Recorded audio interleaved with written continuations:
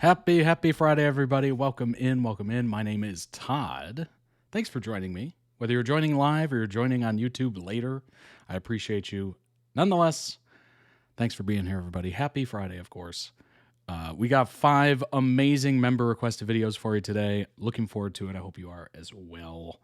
And if you would like to join those that guide the stream and be one that also guides the stream, you can certainly do so. ToddReacts.com. Season tier gets you 2 video requests per month. Series tier gets you 3 video requests per month. So check that out today. And while you're there, check out the summer collection, available for a limited time only. Ships worldwide, 15% off for members. Super inclusive sizing. Quality is guaranteed on every order. And lots of different colors to choose from. So lots of different styles, colors, all that good stuff. If you're into the crop top or the tank top, or the soft tee, or a hoodie. I love how that rhymed. But you can check that out today. Take a leisurely walk around. Check everything out. And of course, everything has a size guide as well, so you know that you're getting the right size, of course. And we have all these wonderful accessories. These don't get taken away, really. They just get added to as the collections come out. These 6 items you're seeing on your screen are all brand new with the summer collection, so check those out especially. But that's not to say there isn't a ton of other great options. Here's the rocks glass right before you and right before me as well. Here's the pint glass as well. It is Friday, so we're enjoying a nice sparkling water. And then we have, of course, the insulated tumbler. You've seen me use that quite a bit. And I'm wearing the trucker hat. I have a bad case of hat hair because I've been wearing it pretty much all day. So I'm like, hey, no better time than to wear it during stream. So I've literally been wearing this all day, so I'm wearing it now. Trucker hat is a wonderful thing. I've been wearing it quite often. So check that out. And if you're already there, hit up the YouTube channel. Hit the subscribe button as well if you haven't already done so. Over 14,000 of you already have. That's a crazy number. I appreciate each and every one of you. And if you haven't done it, please do it today. It helps me tremendously. And it helps you. It helps tell the algorithm, hey, I like this. I want to see more of this when I'm logged in. I want it to show up on my homepage, all that good stuff. So it just kind of pops up front and center whenever you open YouTube. So do that, of course. And if you haven't checked out the YouTube channel, maybe you're watching live via Twitch, there's over 1,100 videos on this channel. You've got a lot of backlog to catch up on, and chances are there's probably multiple videos of things that you've wanted to see. So check it out today. Boy, what a thumbnail that was. I gotta say, I'm kind of impressed by that thumbnail. I did that myself. I do all these myself, but I put in a little extra effort in that one. And I thought it was so funny. I'm like, what would be a perfect way to incorporate this American holiday, this U.S. holiday, with the people that I'm going to be reacting to, and just throw them on Mount Rushmore, which is a national park here. And I thought it was just absolutely hilarious. So hopefully you found that funny as well. I don't know what it is, but it seems like those videos never get the amount of views that the other ones do. I don't know why that is. Maybe it's, the videos that I'm choosing for certain days, but I don't know. When I put more effort into the thumbnail, it usually doesn't pay off. Which I think is the exact opposite of Tumblr. I got Tumblr on the brain, which is the exact opposite of YouTube 101, which is so weird, so strange. So many people pour blood, sweat, and tears into their thumbnails, and I'm like, quickly, put it together. And then it, does pretty well, and then I put effort into it, and it doesn't do very well. It's kind of weird how that works out for me, but check it out if you haven't already. And you get to see that wonderful outfit as well, which I like to do these little dress ups for the holidays. I don't know. They're kind of fun. They're exciting. You never know what I'm going to wear kind of thing. So it's just kind of one of those things where I like to surprise you a little bit. You never know what's going to show up behind the transition.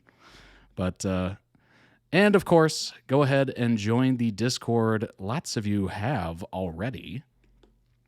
Totally free. It's a nice little community of us. I think it's just over 240-ish people in there. So join us. Friends have been made. Conversations have been had. All that good stuff. It's tradition for the channel. Yes, it is at this point. It definitely is. I literally dressed up as Harry Potter for Halloween. I mean, come on now. I even put a lightning bolt on my forehead. Kian was today's new member. Awesome. Welcome, Kian. 243 members in the Discord. Let's get it over 300. I know you can do it. And if you've been thinking about it and you're like, I don't know if I want to join, well, this is your personal invite. I am personally inviting you right there. I'm personally inviting you to join the Discord and the conversations and all that stuff. So if you've been hanging out in the YouTube comments, come on into the Discord. We do not bite. We're super nice. And you can have much better conversations in the Discord. And as you see at the top here, it also tells you when I'm live, which is super handy. And I do keep that let's see if I can get that word out. Updated. There we go. It's been a long day. Oh my gosh. Started out very early this morning, and we're just kind of dealing with it. I have an energy drink, so hopefully that will pick me up. And we have lots of wonderful fandom channels, as you see before you. You can check those out at your own time. Just kind of scrolling through them so you get a little bit of a taste. And of course, we have wonderful community channels as well. So check that out. One new mention. Who could that be? Oh, it's in the lobby. I'm live. Appreciate it, Jace. Discord is a great group of people. I totally agree. Totally agree. It's been wonderful. Truly wonderful. I'm glad people have been, accepting of it and kind of making it their own. It's lovely. It's lovely. And if you want to request a channel, you don't see one there, you could certainly do so. I'm happy. The mods are happy to create that channel for you. And yeah, lots of good stuff there. Join us. So before we jump in, the big news of the day is certainly, and I'd be ridiculous if I didn't talk about it. The big news of the day is, well, I have to bring it up first. I want to bring it up as I'm talking about it. You know what I mean? A little visual to go with the audio, that kind of thing. Big news of the day, Superman is in theaters, folks. It's a bird, it's a plane, it's Superman in your local movie theater. I don't know if it's worldwide everywhere. Is it? Or is it just the US first? Or who knows? I have no idea. But I know it's available now in the US. Another Superman indeed. If you thought it was too soon, well, get ready.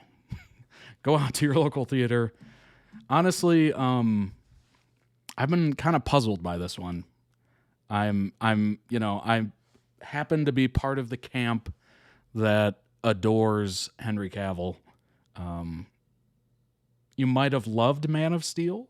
You might have hated Man of Steel. And, it's not a proper reflection of the comic books and all that stuff. You might have been meh, kind of wishy-washy right in the middle with Man of Steel. Maybe you loved Henry Cavill. Maybe you hated Henry Cavill. It's one of those things where I'm kind of torn on it. I still enjoy Man of Steel for what it was, and I'm saying this to you as not a comic book consumer. So I am what you would call a normie, or whatever you want to call it, a non-comic book consumer. And I also enjoyed the Dark Knight trilogy. So that kind of spoke to me on a similar level. And I think Zack Snyder was influenced by the Dark Knight trilogy for taking Superman that dark. And honestly, to me, it spoke to me. I was right on that level. I loved the Dark Knight trilogy. I loved Man of Steel because of that grittiness to it, which is not typical, Christopher Reeve Superman, where it's, truth, justice, in the American way. And it's super upbeat. It's more upbeat than it is downtrodden or, gritty and violent and all that stuff. It's more pow, kapow, that kind of stuff. And you're just like, oh, this is like play violence in a way. So they did try to make, or at least the rumor was, James Gunn was trying to make a more comic book faithful Superman interpretation. Does that speak to me? Maybe. But in full disclosure, I've never seen the Christopher Reeve Superman movies. So I can't properly judge it. I really can't. So I'm kind of sitting this one out until I actually see it. I'm trying to give it the benefit of the doubt. I was completely enraged hearing that they were handing over the DC Universe, Extended Universe to James Gunn, and immediately sacked Henry Cavill. I was one of those that was completely enraged. But that being said, as with everything that obviously the tone of this channel that you've probably witnessed, I give everything at least a fighter's chance. So I'm hopeful, cautiously hopeful that it's a good movie. Certainly, it seems like the audience has enjoyed it. All audience is at 90 for over 10,000 ratings. 95 for verified audience. And that's just over 5,000 ratings, I believe. Critics are 82% for all, 74 for top. So it does drop a little bit for top critics. But I don't know. It's one of those things. If the audience loves it and the critics hate it, then who knows? Maybe it's pretty good. We've seen that multiple times at this point where the critics, can trash a movie and then all of a sudden it turns into a cult classic and everybody loves it. So can't really put this into too big of a, oh, that means it's good, or oh, that means it's bad. I would honestly trust the audience score a little bit more, frankly. So 90% seems pretty good. Not generally a DC fan, not an anti either, but I remember the campy 60s Batman used to be rerun on Sundays at my grandparents' house, so the comic book camp style does have a nostalgia factor for me. And I think that, honestly, I think a lot of people have been voicing that opinion of this so far. Let's see. I think I read it a couple of times when I was just kind of glancing at this. If I wanted to bring it up, I would. And I did. And I think I caught that on a couple of different ratings or reviews where they were just like, oh, it's very,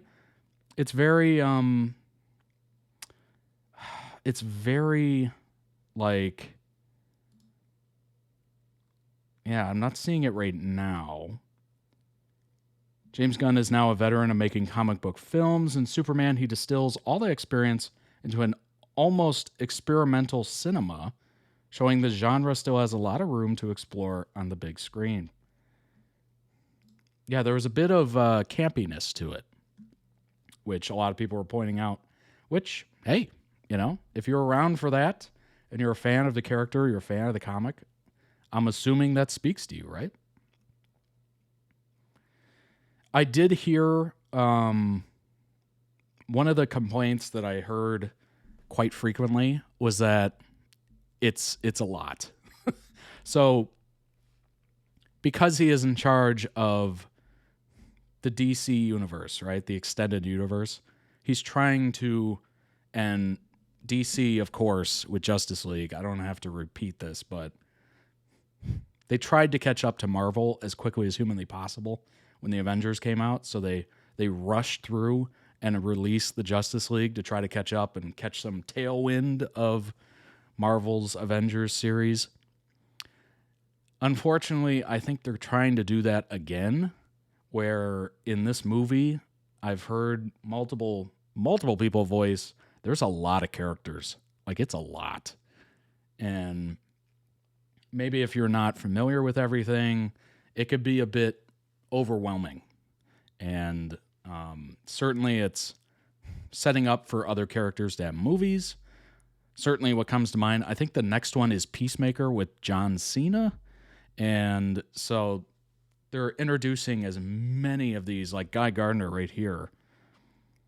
Nathan Fillion got introduced as well.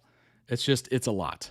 It's a lot of different characters, and might have been too much. But that's pretty much the only main complaint I've heard. So the rest of it seems pretty good. So I'm cautiously optimistic. Let me know your thoughts if you've already seen it. Certainly let us know your thoughts. If you want to see it and you're excited about it, let us know. And certainly, if you're in the Discord, that might be a fun topic to talk about. Just giving you some ideas, some options. So let me know down below in the comments or whenever. So we have 5 amazing member-requested videos for you today. We're going to start off with Agents of S.H.I.E.L.D., then we're going to go to My Life is Murder. Murder. I don't know why I say it like that all the time, but it just feels like a very old-timey word of like murder mysteries. I don't know. And then we have Queer as Folk, which I don't think I ever saw. I remember seeing commercials for it, or I remember hearing about it, or at least the title of it. For some reason, I always confused it, and still probably always confuse it, with Queer Eye for the Straight Guy, which was a Bravo channel show here in the U.S., where they would have a queer guy, sounds about right, Queer Eye for the Straight Guy. They'd have a queer guy, like, change the wardrobe and redress a straight guy and give him a little bit of style, a little pizzazz, all that stuff. It was very funny. And obviously it had a lot of good like fashion tips in there and stuff like that. But it was for some reason I always compare the two, probably just because of the words and the, obviously the titles. But it's so funny that I always switch those in my mind, and I'm just like, no, that can't be. That's not what it is. Like, as soon as I saw Queer as Folk, I'm like, oh, the fashion show. And I saw it like a couple pages as I was loading them up here before stream. I'm like, that's not the fashion show. Title comes from a UK saying because the original Queer as Folk was an English show, really. The saying is, there's none so queer as folk, which basically means people are weird. Huh. Very different than the fashion show. Oh my gosh. Well, that's good to know. I had no idea. Again, it is another one of these originally English shows that get remake. And was it anywhere as good as the original one? That's the question I got. The Office, some would say it was better. Some would say it was worse. Some like the Ricky Gervais one. Some like the why is his name escaping me? Steve Carell version. Certainly Skins UK was about 1,000 times better than the MTV version, which was awful. I saw 2 episodes and I said, get it off my TV. Get it off. Out of here. The English ones have a teenage Charlie. What? Hunnam? Sons of Anarchy, really? And Aidan Gillian, Littlefinger, and Game of Thrones. Wow. Wow. That's crazy. Teenage versions of them? That's insane. Wow. Well, it already sounds better, honestly. It already sounds better. But after that, after Queer as Folk, we're going to watch a Smosh Pit video, the Don't Win Challenge. So that's going to be interesting. That's going to be hilarious, I'm assuming. And then we're going to round out the stream and round out the week with a GMMTV artists video. It is a compilation of GMMTV artists being a mess, which honestly not surprising. I'm hopefully that doesn't get blocked or parts of it doesn't get blocked. We've been having some issues with some shows being blocked, and then it just got cut out. It just is what it is. Queers Folk US was a decent show. They went for longer and some plots had different choices. I like both for different qualities. That's good. That's good. I'm happy to hear it wasn't trash. As long as it had some decent qualities, I'm happy about it. We didn't completely butcher it. All right. Let's start off with that Agents of S.H.I.E.L.D. video. It's Agents of S.H.I.E.L.D. TikTok edits because we want them back. Do you want them back? Let me know down below in the comments. It's for the algorithm. All right. Let's jump into this. What exactly am I signing up for? Just kidding. It's TikToks. We got to move it over a little bit. I don't want to, right now I'm kind of like cutting it off. I don't want to do that. I don't want to do that. I want to deprive you of these TikToks. Come on now. That's a little better.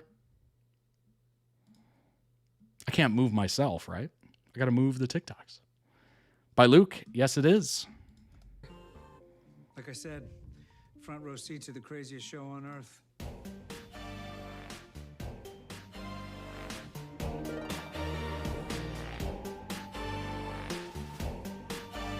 I saw the first 3 to 4 seasons, but won't be as knowledgeable as Luke. That is quite all right. I've seen no seasons, so you are much more knowledgeable than me.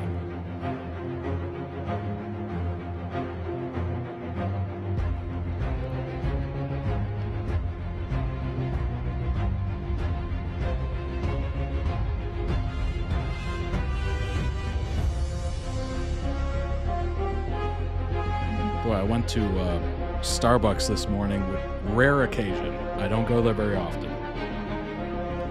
And I feel like I've been dehydrated ever since. Oh my gosh. Strategic Homeland Intervention, Enforcement, and Logistics Division. And what does that mean to you? I mean, someone really wanted our initials to spell out S.H.I.E.L.D. It means we're the line between world and a much weirder world. We protect people from news they aren't ready to hear. And when we can't do that, we keep them safe. This has to mean something. The world needs us. Ew, Grant Hydra Ward. is out there. Gross. We cannot let them win. we cannot let them define us. Do you understand that? We are not agents of nothing. We are agents of S.H.I.E.L.D., and that still carries weight. That has to carry weight after everything we've been through. That carries weight!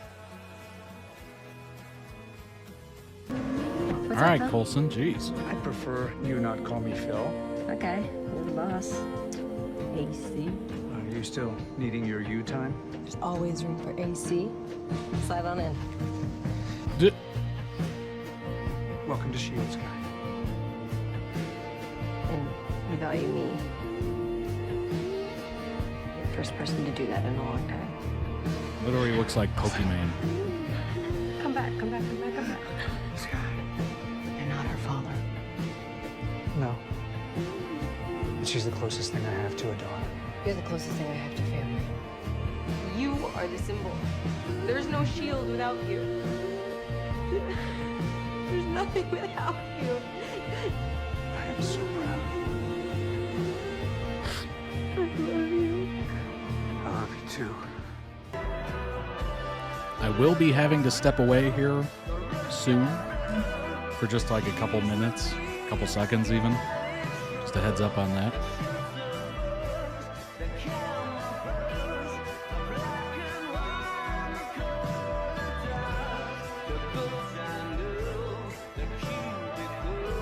Because I'm pretty sure that every minute of every day you've been stuck in a lab right beside me. The show has to do at with the Joss Academy, Whedon, at Psyops, this and plane. those two remind You've me been of beside me Buffy the whole and damn Giles. time. Mentor becomes father figure.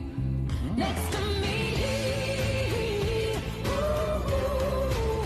next to me,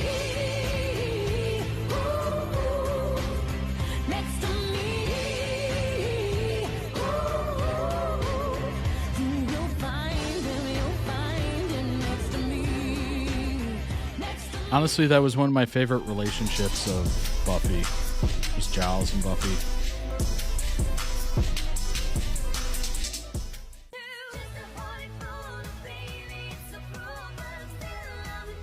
It's always nice to have the mentor, the mentee,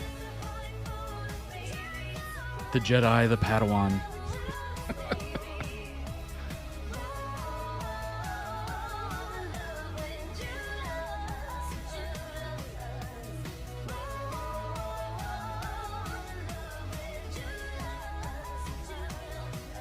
You guys go back a ways?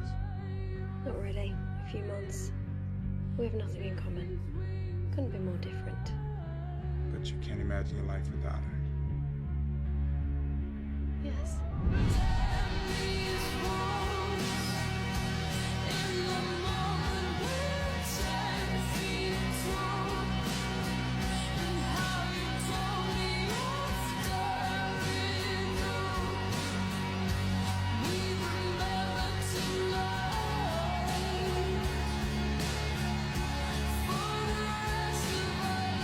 These are new security measures. They're locked in. I can still break through this glass. But Izell can't. I hope. You just locked up our two strongest assets against us. No. He locked up the two strongest weapons she could use against us.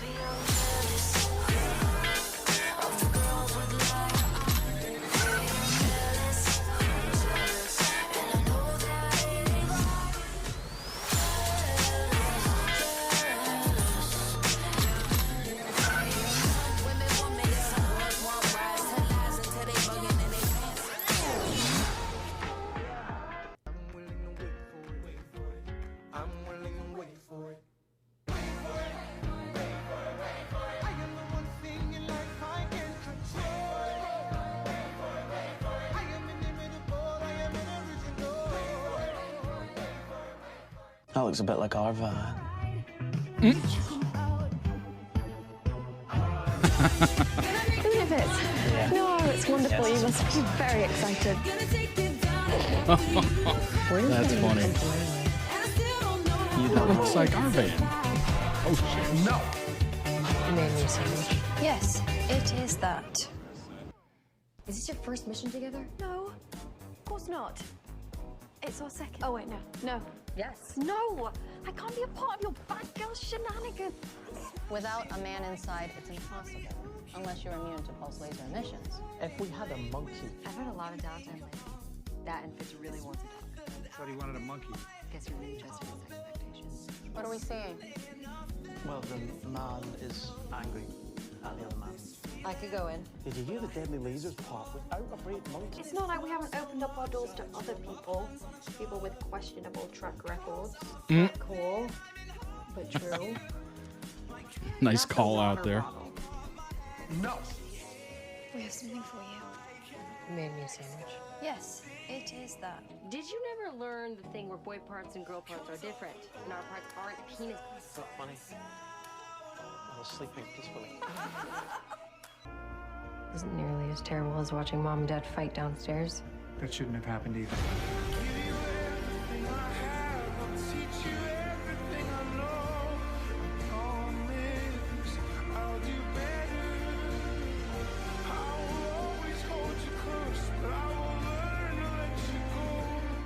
You never die.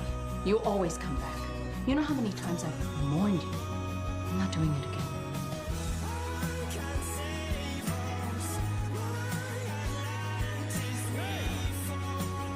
I was dead. You still are. How did I become this way? I don't know. But I like I don't know if they were a love interest, but it's kind of nice that they gave good old Coulson at least some inkling of it. this, you. I'm gonna take a little time. See the world. Have to use yours. Well, why does it have to be me? Wouldn't one of the others be? Because they're repairing the systems that have already gone boom to delay the virus, and you're the only one without Any technical skills whatsoever. Yes. This one here? No! No! Dear God, no. To the right. To the... Everybody's like, just pull them all, right? How did you win Coulson's tablet? Where? Are you watching Mexican football? Where are you? Undisclosed secure location. So Fitz, how you been? Hey. Sit down, Agent Fitz. Do you want to get to Strucker? Fitzy, you're right. Yeah, I'm delighted. Strucker. Those two. I think they actually Wanda May. like each other. Just Awesome, badass. Just focus on your window and be less unsettling. She voiced Forget about the pen. Can you pull up What? the footage of Bobby from the base before she left? Speaking of which, I finally saw Mulan. Finally. Not the live action, like the original. It's very good. It was very good. Left. Good idea. You know I am. I saw it maybe like a month ago at this point. Yes, you are. Sorry. Simmons is back. She's okay. Are you serious? She's alive. Fitz, you absolute beauty. Really? Because it looks like your mind is kind of elsewhere. The portal simulation. What, you don't think I should help Simmons rescue Will? Do you think you should? He's the competition. If your girlfriend's ex wants to visit from Phoenix, you do not buy him a plane ticket. That's Remember my really dad specific. calling Mulan the first Disney movie he'd seen us? Is that who's got Seen cake? with us kids. AAT. Wow, that he enjoyed. I'm not sure that's right, mate. Yeah, no, there's lots of ways to spell Caitlin. I can see that. I can see that. Watch where you're aiming that. Get those cuffs off my client and get the hell out of here. That stuff about the. How many European Cups have you won? Well, got your attention, didn't it? Finally, after 6 months! Well, maybe I should have just thrown them out and left you here. Bless you. I can see that. Honestly, Beauty and the Beast was probably my favorite from the originals. Okay, there'll be time for more hugs later. Although the Beast kind of terrified me a little bit. As a wee lad. So if you could visit 3... Mm-hmm, and come forward. There we go.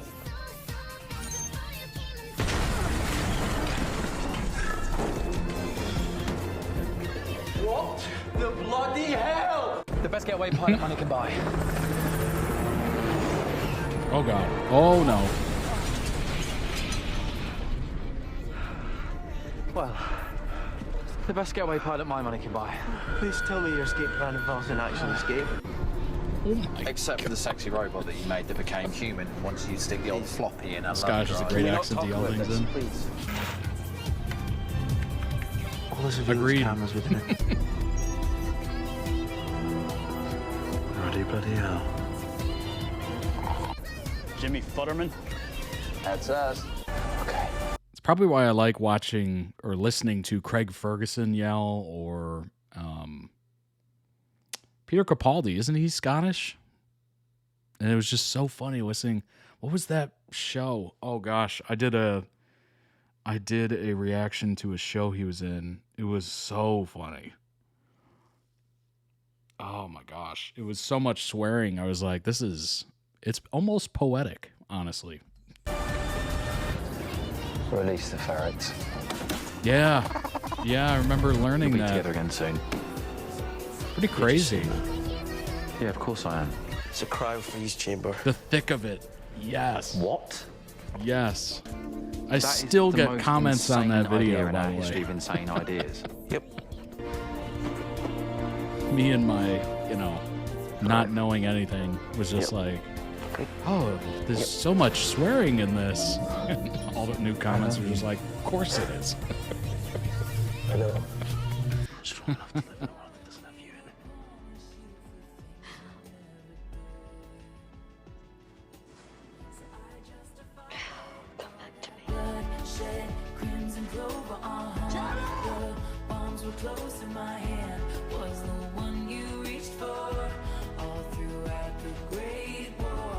Actually, I think the thick of it reaction was one of the most watched videos on this channel at this point. We have a rule. We never leave each other's side anymore. I have a new name too. They all call me Yo-Yo. From your phone. Yo-Yo. Lo siento. There's a Glasgow show called Taggart from 80 to 90s where I learned murder. Here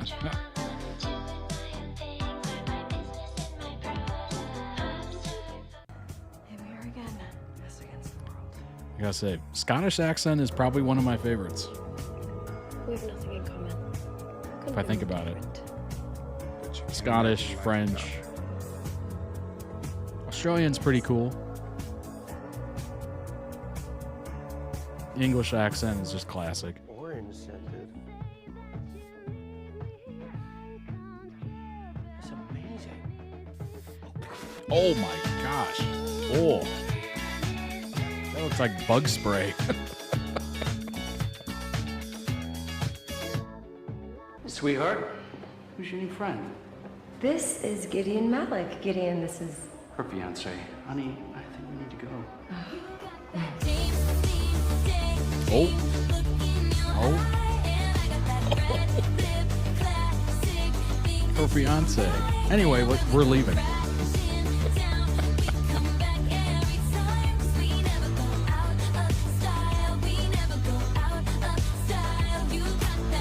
Excuse us. Mm. Are you feeling okay? I am. It's a good way to get out of that situation, for sure. Even if you don't have a fiance, it's a good way to get out of that situation. 3. I'm tripping balls. I'm tripping. We seem to be experiencing some kind of adverse reaction to something. Perhaps the atmosphere. I don't think it's the atmosphere. No, that was silly. We made it? Yes, we did. Why are we here? What house are you in, Gryffindor? Ravenclaw, girl, please. My little British friend was missing. Hey, I think my parents are mice. That makes sense. I'm so proud of you. That really means so much coming from you. It just love you so much. You're my best friend. I love you too. You're so soft. I know. We're going home, Agent Johnson. You hear me? We're going home.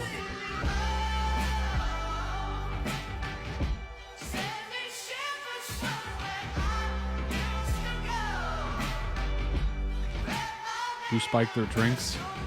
It's a good question. It's a very good question.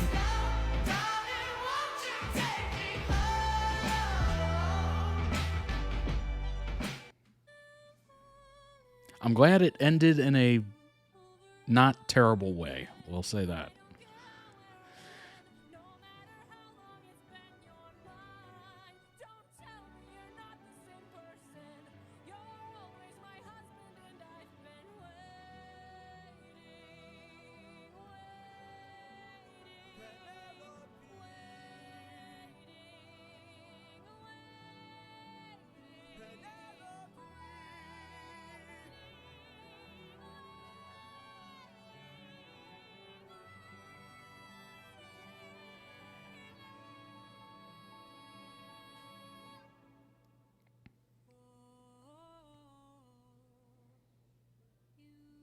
Oh, yeah.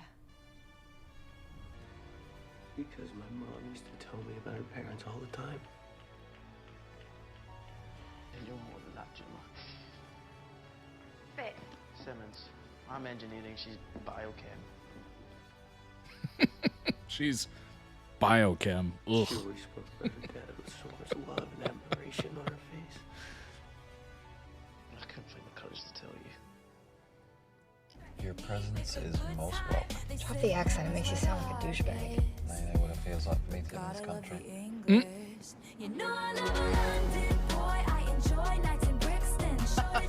I will never not see this actress and think of her in Friday Night Lights. It is just ingrained into my brain at this point.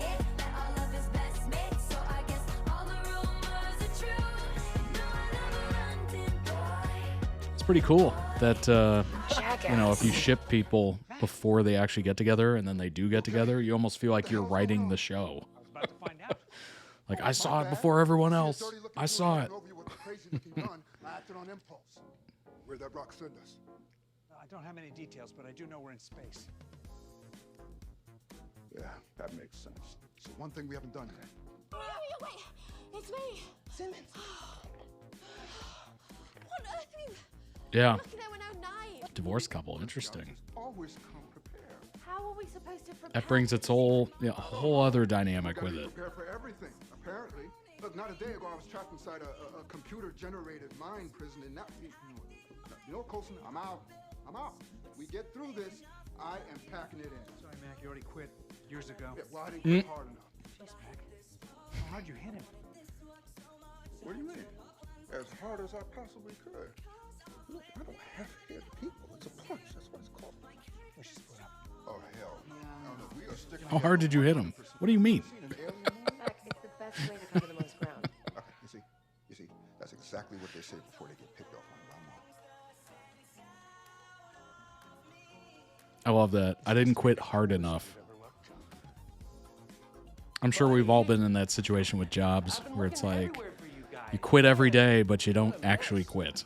You poor suckers. Virgil, you know, from R&R, he's trying to scam these guys out of some tokens. And if you're not employed, maybe in school you're like, I'm done. I'm dropping out. And then you never drop out. That's affirmative. Copy that. Not from processing, are you? No. I was enjoying a meal and then I was taken in Zat to this place. I'm from Earth. Yeah, well, that would be the one thing that I do know, will you not? But from where? What area? Manitowoc, Wisconsin. Are you high on something? Can I have some? You got a chance to express all your feelings? Is he still breathing? I guess she kept some of it to herself. And if you hear this song, then go on with your back. Go on with your knees, baby, shake it to the max. The DJ, please turn up the bass to the max. Please just rewind, let me shake it to the max. I really thought this would work. Kill the light, so baby, close your eyes. I died? You got me mesmerized. I'm tripping. Come on! Yeah, if I can't quite get up, right?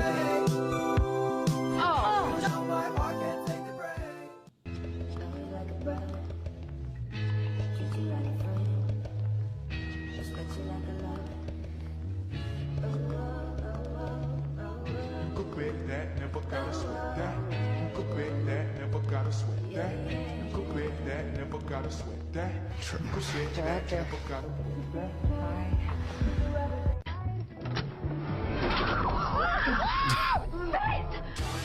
No! I'm feeling a bit peckish.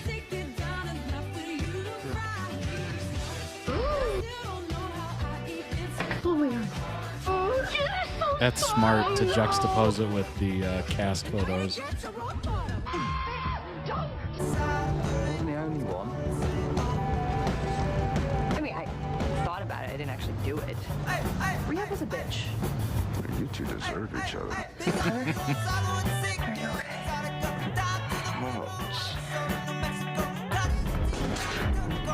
Bon appetito.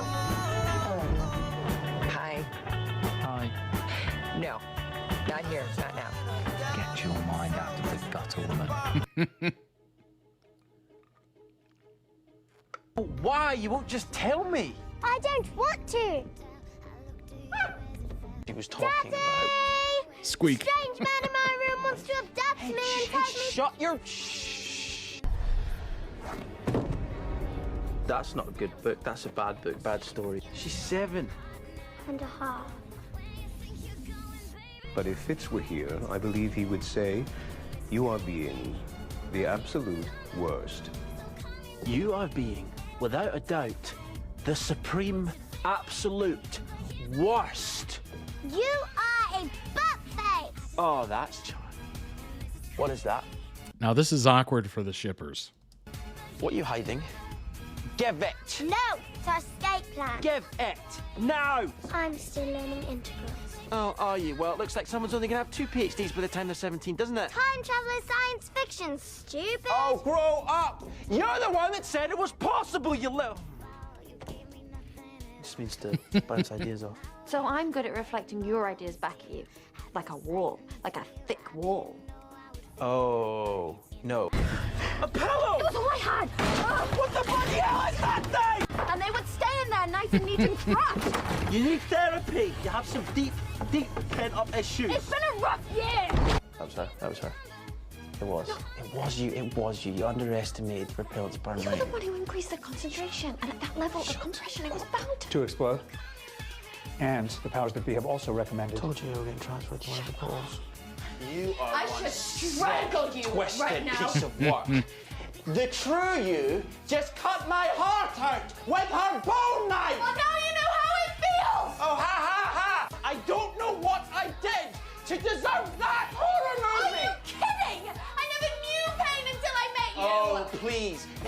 music box. Contain little Suppress. fears and keep things Deep nice resentment. and neat and tidy. Oh, you're and so orderly. English. Only to fall in love with some bloody astronaut. I was Oh my alone gosh. on a desert planet. No, it's not. Yeah, and I suppose you're the one that's keeping me together. It would seem Holding so. it now. Yes. Proving my point. If it was you in the framework, the place. I don't care. Me too, because I love you. Yeah, well, I love you too. Well, then why are we yelling? I don't know. What the hell? Well. Didn't know you liked that. Didn't know you do that. Oh, I almost forgot. You're a grandfather. What the bloody hell does...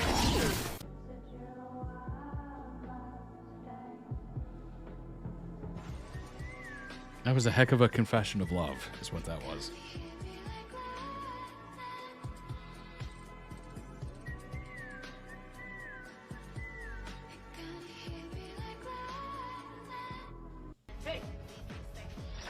Oh.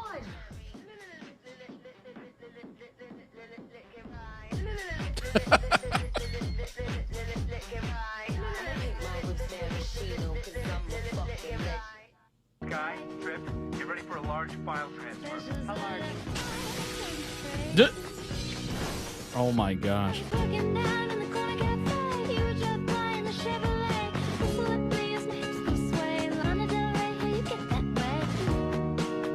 Friends, is that what we are?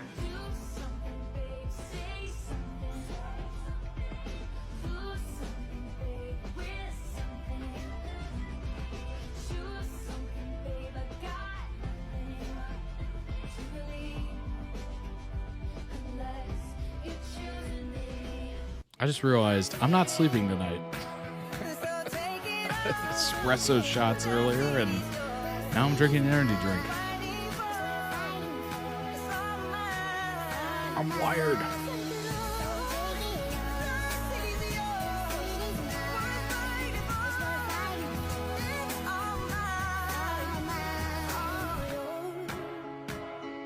The little hula girl. I love those things. The little dashboard hula girls. They just kind of bobble.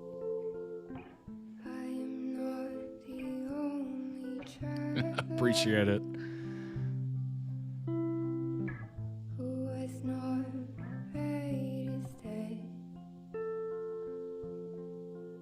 I've been searching for a trail to follow again. Take me back to the night. This song is brutal. This is the Brutal. last mission together, isn't it? Such a good song, but boy, it hits. Yeah, that's true. In fact, no matter what the outcome, this will be the last time we're on the same room together. Ever. You know, this is my family. Of course. Yeah, this is the nature of family. It's funny what can happen when someone believes in you. Because we That sign is up true. to lose each other, to get close to good people and have them taken away. We are not agents of nothing. That is We completely are true. Agents of S.H.I.E.L.D., and that still carries You weight. guys are my family. I don't know who I am without you guys. Usually, one person doesn't have the solution. But 100 people with 1% of the solution, that'll get it done. I think that's beautiful. This community on screen and off, including you guys, especially you guys. It would not have been possible. So thank you from the bottom of my heart. We love you so much, and thank you for being with us and part of this family. You will be in my heart forever. We all need someone to stay. We all need someone to stay. Finally cry out. Will you fix me up? Will you show me how?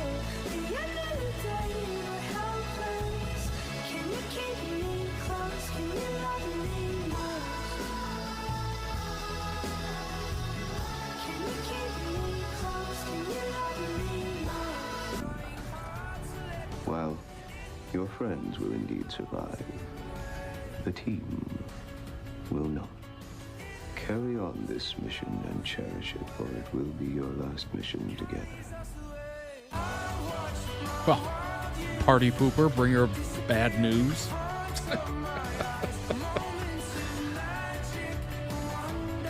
That is the unfortunate reality.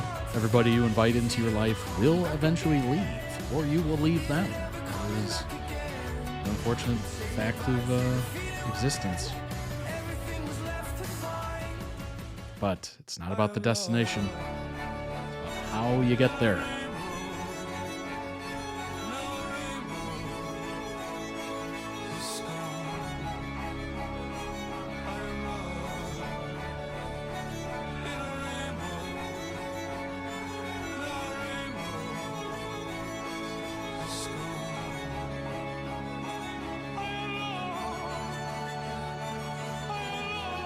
What's funny is this edit just goes to show that literally everybody in the show goes through it. Nobody gets an easy pass.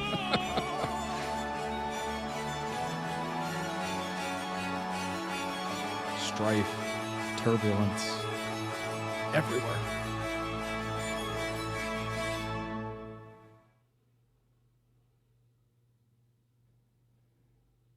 Beautiful. Beautiful edit of a bunch of TikToks. A bunch of TikToks that were extremely good. Shout out to Luke for putting that together. Of course, Luke is a mod on this channel. Throw that some love. Link down below in the YouTube description for the original video. Go throw that some love as well. And for those of you watching live, I will put that in the chat. There you go. All right. I will be taking a short break right now. I will be right back immediately. Not immediately, but extremely fast. Extremely fast. So 2 seconds, and I'll be back. Be right back.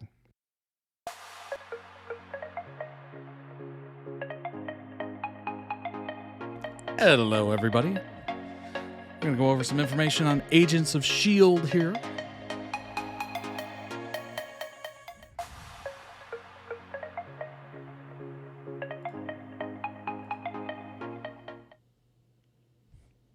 There we go. Hello. Hi. Thanks for your patience. I appreciate it.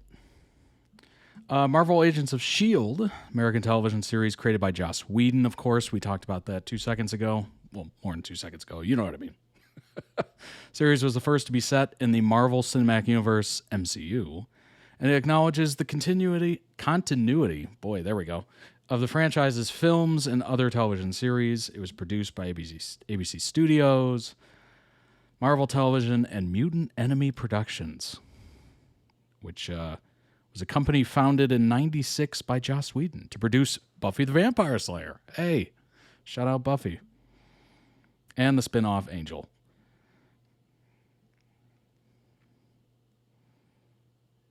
Several episodes directly cross over with MCU films or other television series, notably Captain America: The Winter Soldier in 2014, which significantly affected the series in its first season, and Agent Carter 2015 to 2016, from which series regular Enver Jokaj, I have no idea if I said that correctly, joined the cast for the 7th season.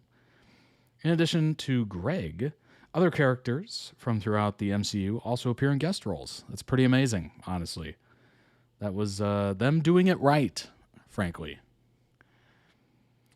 Joss Whedon, writer and the director of the MCU film The Avengers, literally the first one, that came out in 2012. That was 13 years ago. 13 years ago. Oh, time flies. Oh my gosh. Began developing a S.H.I.E.L.D. pilot in August of 2012. I thought that was a guy from Agent Carter, but that was set in the 50s, so I thought I had been confused. I can only assume yeah, probably. Greg was confirmed to reprise his role that October, and the series was officially picked up in May 2013. The series attempted to replicate the production value of the MCU films on a broadcast television budget. That is a hard thing to do. And of course, we're talking about early first phase Marvel, which honestly, the CGI and the production value was just so much higher back then, so much higher. But even then, trying to do it on a broadcast television budget is so hard, while also having to work within the constraints of the MCU that were dictated by Marvel Studios in the films, of course. Prosthetic makeup was created by Glenn Hetrick's Optic Nerve Studios. Legacy effects contributed other practical effects. Yeah, that's tough to do. Tough to do on a TV show because those things take time, certainly. Got to sit in a makeup chair forever. Ever. Composer recorded each episode's score with a full orchestra, and the visual effects for the series were created by several different vendors and have been nominated for multiple awards. So I'm assuming this show, obviously I hadn't seen all of it, of course, but I'm assuming it looked pretty good compared to most of the newer Marvel shows. After starting the first season with high ratings, the ratings began to drop. I mean, is that headline news? Like, that usually happens. Every once in a while, you get a show that word of mouth spreads. Maybe the writers find their groove and it gets better. But usually, shows go downward in ratings. Or, some of them, lucky enough, tend to be somewhat even throughout. But most of them do go down. So it's not exactly headline news there. Ratings continued to fall with subsequent seasons, but they were more consistent within each season. While reviews for all seasons were consistently positive, several characters created for the series have since been introduced in the comic universe and other media.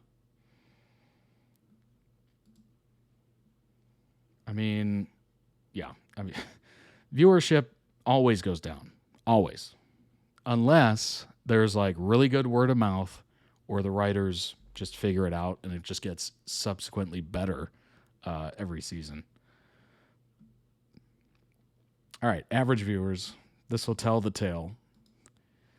8.3, that's really good. That is very good. 7, 5, 4, 3. I mean, yeah, that's kind of standard. It didn't fall off a cliff, I'll say that. It was a slow step down every season.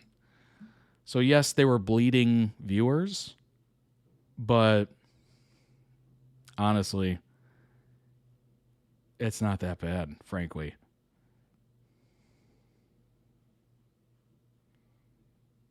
Yeah. These combined, that's pretty great. The big one is this. This is the one you want, the 18 to 49-year-olds. That's the key demo, as they say. 3, 2.7, so basically 3, 2, 1.5, 1. I mean, it never fell off a cliff, but it was definitely going downwards. Boy, when it first started, look at that.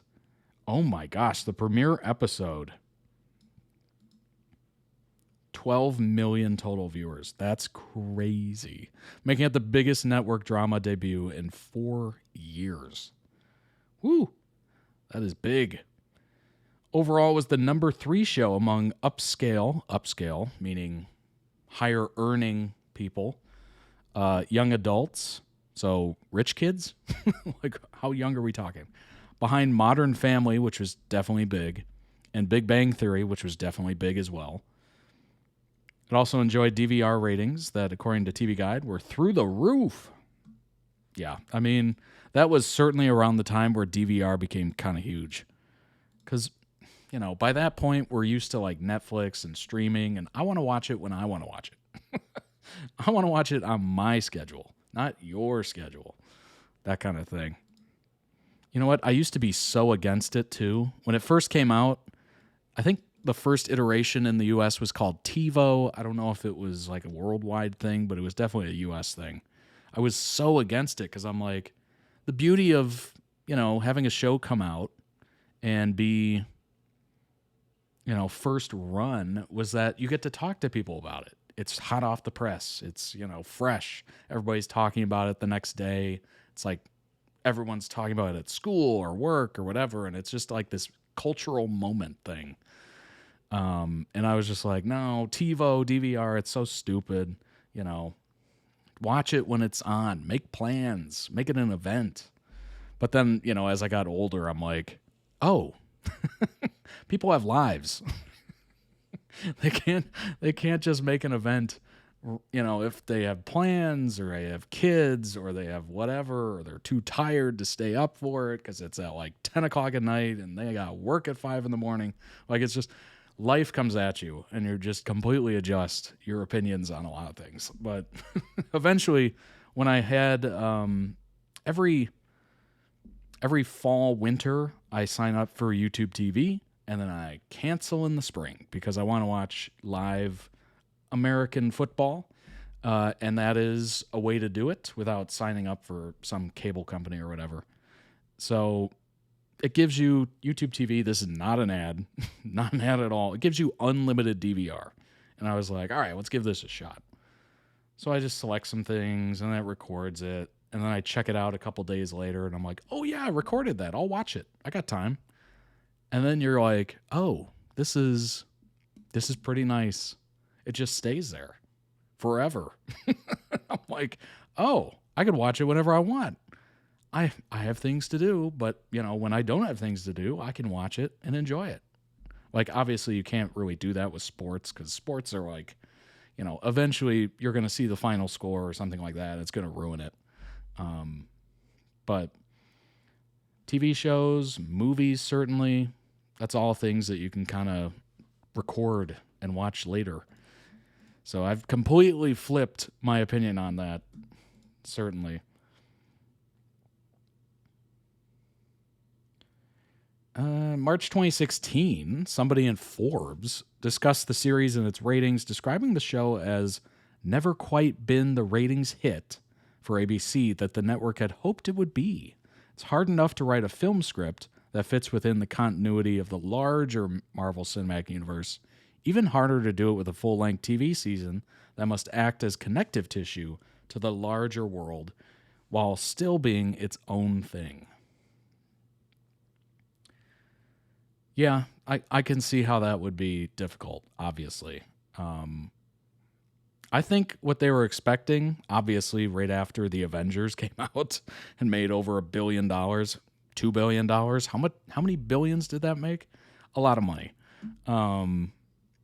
They were expecting to ride on the coattails of that and just be the biggest thing since, I don't know, Desperate Housewives or something. And it didn't quite get there, unfortunately. It was still pretty good. 12 million for the premiere episode. They must have been feeling great. Great. But obviously in subsequent, it didn't quite reach that.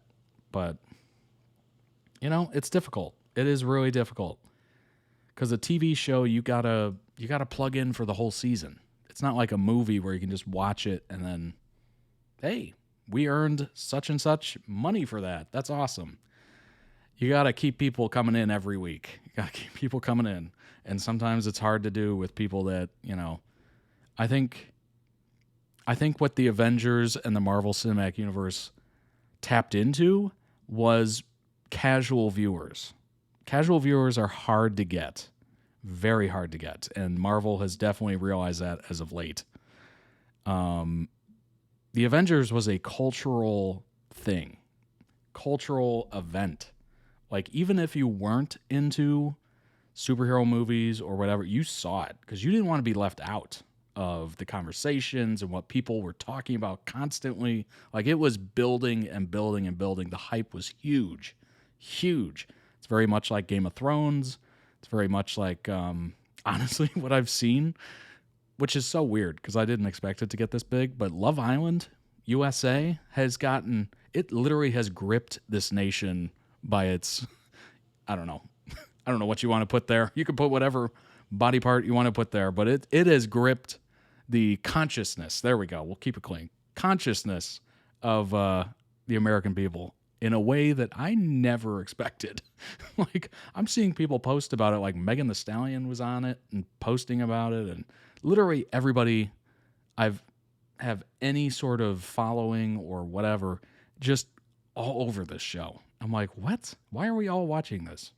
You know, why is everybody watching? Like, I watch Love Island UK, but I don't see everyone posting about it. It's just weird. So some things just kind of catch the cultural zeitgeist, if you will, and The Avengers is certainly that. Like, those movies were everything.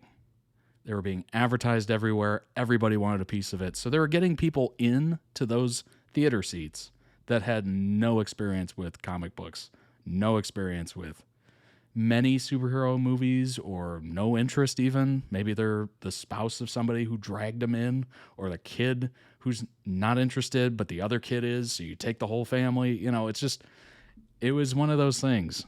And maybe they were expecting that. But it is so difficult to capture those people. Like, you have to make it so big that everybody's got to see it. I don't care if you're into it, you're not into it, you have no idea what you're seeing, you got to go. So it's one of those things. We'll be seeing if Superman was able to capture that. Is Superman, the new release, going to be that cultural event that gets everybody to go? Who knows? Love Island. That's a UK show I feel like I should apologize for infecting the world with. There's so many versions. Like, there's Love Island Australia and everywhere. Like, it's a lot. It is a lot. I will say I do prefer the UK version because it's just so much more enjoyable. The first season of Love Island UK is insane. Like, the cast members are all chain smoking, like they're drinking like crazy. Like, they put in alcohol limits at this point. There was some wild shenanigans going on in that first season. And if you have not seen it or heard about it, oh my gosh. That was definitely after a certain time period of day. I forget what that's called in the UK, but it was definitely after the restraints of television. Oh my gosh. Whew. Crazy. Watershed. Yes, it was definitely after the Watershed. Oh my gosh.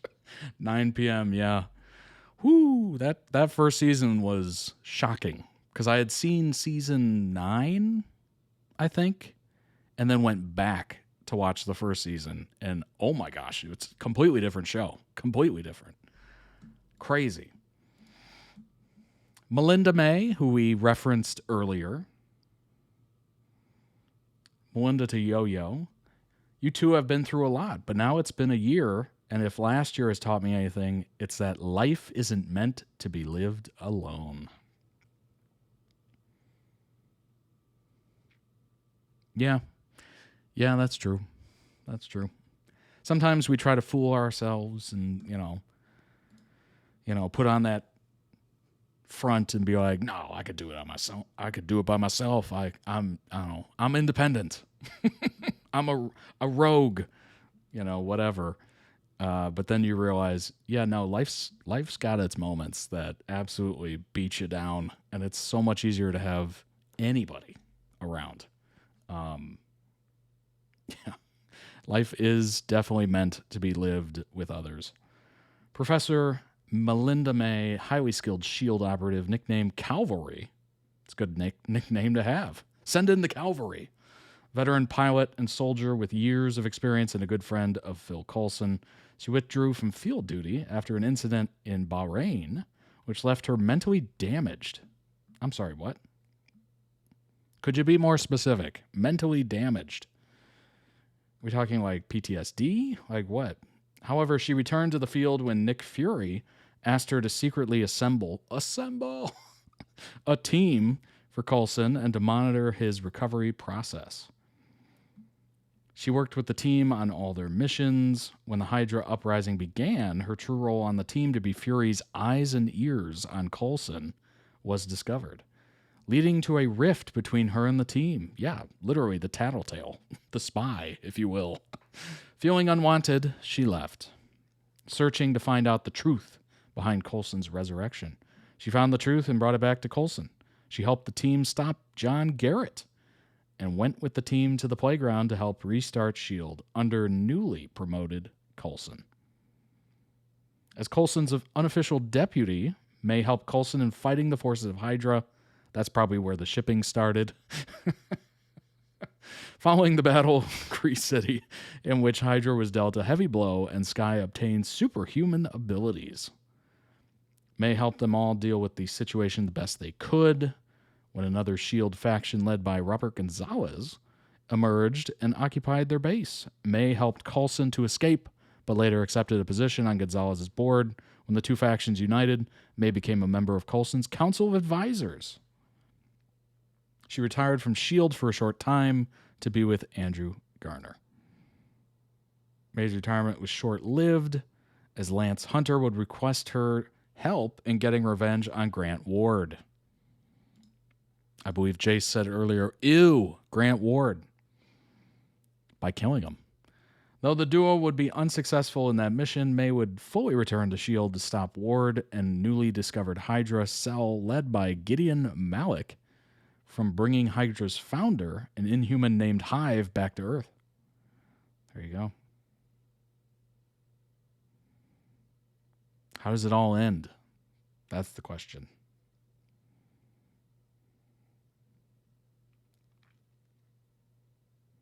Time traveled to 1931.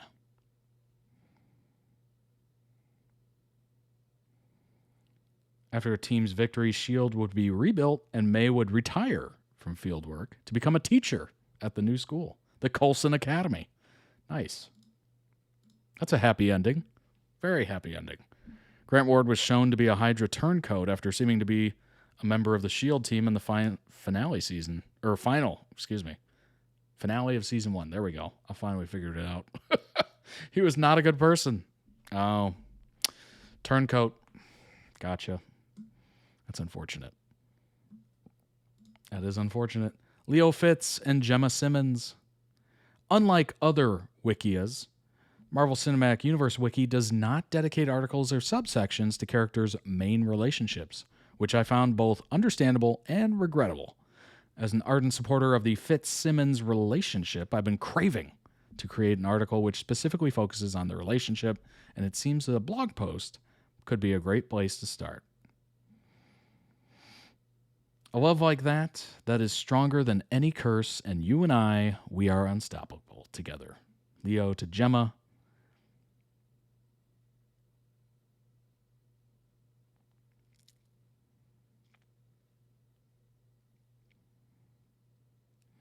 Leo and Gemma, commonly referred to as Fitzsimmons, are a couple of S.H.I.E.L.D. agents who became best friends over the course of training at the S.H.I.E.L.D. Academy of Science and Technology.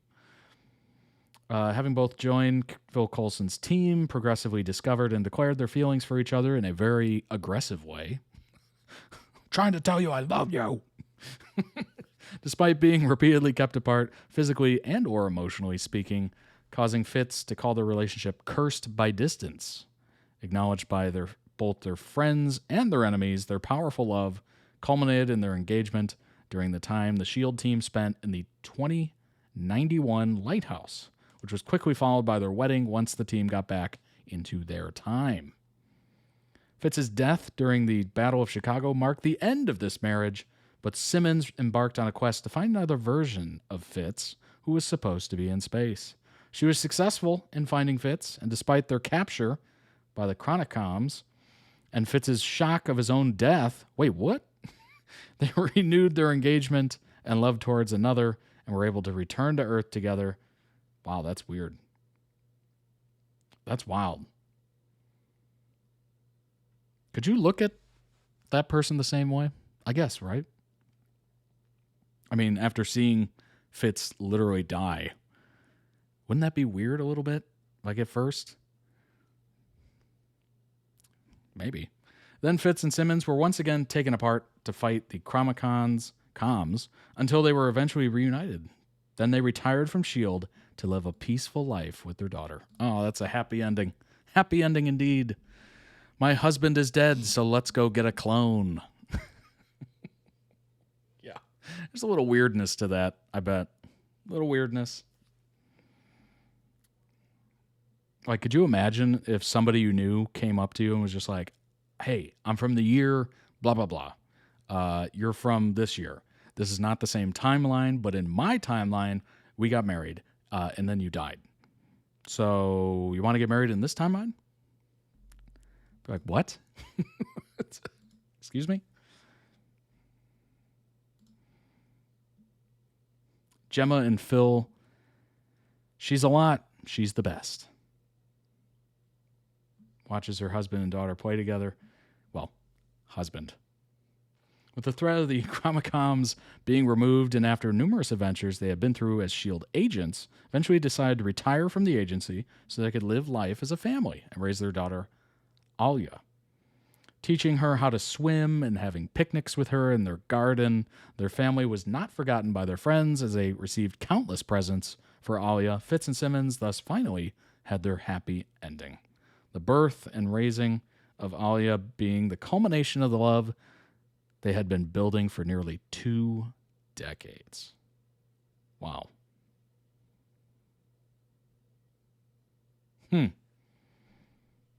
Unbelievable. That's nice. That's nice they got a peaceful life. Very nice. I'm sure everyone that shipped them went, oh, they gave us a happy ending. After all the things we've been through, the killing off of one of them, like, you know, it's one of those happy endings at least. We never give up. We're always held together by Hope Alfonso, mechanical engineer, former member of S.H.I.E.L.D.'s engineering division before eventually taking the role of director after Daisy Johnson and Phil Coulson. Despite the heavy casualties S.H.I.E.L.D. took during the Hydra uprising, he stayed loyal to his oath and continued his service in the remains of S.H.I.E.L.D. under Robert Gonzalez. However, as another faction of S.H.I.E.L.D. led by Coulson emerged, he was sent alongside Bobby Morse and Isabel Hartley to infiltrate it. Now working undercover, he pretended to be a simple mechanic while searching for Nick Fury's toolbox. When the truth was revealed, Mackenzie's colleagues quickly attacked and occupied the playground, taking control over most of S.H.I.E.L.D. However, the two factions eventually managed to put aside their differences and work together against Hydra. When S.H.I.E.L.D. was formally reunited with Coulson as its rightful director, Mackenzie decided to leave, only to change his mind when the Inhumans killed Gonzalez and attacked S.H.I.E.L.D. after Jia Ying's vendetta, during which he saved Coulson's life. Mackenzie was put in charge of overseeing all alien artifacts S.H.I.E.L.D. may collect. There you go. Eventually went rogue. All right. Are we talking a peaceful ending here? What are we talking? Two then reunited with the team and together brought back Leo Fitz to their timeline to help beat the Chromocoms. When they returned to 2019, Mackenzie staved Johnson's half-sister, Cora, and they stopped the Chromocoms' threat for good. Following their victory, proceeded leading the organization, rebuilding it to its former glory. Well, that's good. That's nice. He saved Coulson's life by cutting off his hand with an axe. Oh my gosh. I love how they just skated over that part. Just completely skated over that part. Hey, he saved his life.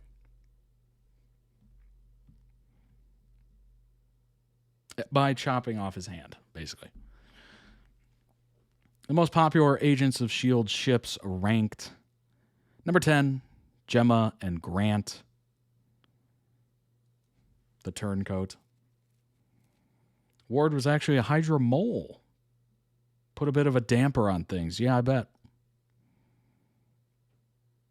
Although Ward and Gemma were eventually paired off with other characters and their dynamic changed drastically, some fans still hoped that these two might come together someday. Nope. Show even confirmed that Gemma developed a crush on Ward after he saved her life, even if it was long after the fact. Number 9, Grant Ward and Daisy Johnson. Boy, Grant had his way around the team here. Good God. In another early ship, Daisy Johnson, then known as Sky, developed a romance with Grant Ward after he trained her as a S.H.I.E.L.D. agent. Despite their rocky start and relationships with their characters, the chemistry between the two were palpable to ignore. Fans rejoiced when they finally kissed in Season 1, Episode 17, which only made the subsequent reveal that Ward was Hydra all the more heartbreaking. Boy, are we going for 3 here? Is Grant going to be on number 8? Let's see. Oh, dang. Dang. Daisy and Robbie Reyes. Daisy met Robbie at a dark time in her life, having lost her boyfriend and parted ways with S.H.I.E.L.D. to become a vigilante known as Quake. Between that and Robbie's harsh methods as Ghost Rider, the two got off to a rough start, but they soon became allies. The relationship didn't get a chance to develop much further as Robbie left to star in his own spin-off, but it was enough for fans to question whether he would be Daisy's next love interest. Boy, whenever I think of Ghost Rider, I think of Nicolas Cage and that movie from so long ago. It wasn't a bad movie, I will say. It wasn't bad. A lot of people hated it at the time, I think. It wasn't super successful, but I don't know. Something about it is interesting. I haven't seen it in so long, though. I got to rewatch it. Maybe it is terrible. I honestly can't remember. Lincoln Campbell and Daisy Johnson. Lincoln was introduced in Season 2, became one of Daisy's most tragic love interests. Starting off as her guide into the world of Inhumans, Lincoln helped Daisy come to terms with her new powers and see them in a more positive light. Daisy then returned the favor, helping Lincoln see that he wasn't a monster after he became a fugitive. But just as they were settling into their romance, Hive kidnapped and brainwashed Daisy, and Lincoln died trying to save her and the rest of the world from the villain. Once again, fans of the ship, which was dubbed Static Quake, were heartbroken and mourned Lincoln's death with Daisy. Good grief. At this point, why would you ship anybody early on? Good gosh. Oh my gosh. One of them turned into a turncoat. One of them died. Like, oh, good grief. You know you're just going to get your heart broken, right? Daisy Johnson and Gemma Simmons. From the beginning, Daisy and Gemma were fast friends. While their personalities and skill sets differed, they quickly bonded as the two young women on the team who were also new to the field. Their friendship grew and evolved as the series went on, surviving even the most harrowing of tests. They made it easy for fans to picture them as a couple, dubbed Skimmins, before Daisy changed her name, at which point it was named BioQuake. That's actually a really cool name. Reminds me of BioShock. Trying to remember, I think I shipped Fitz and Mac for a while. The show may have kept their relationship platonic, but the bond between them is one of the strongest in the series. Number 5, Bobby and Lance. That's not surprising.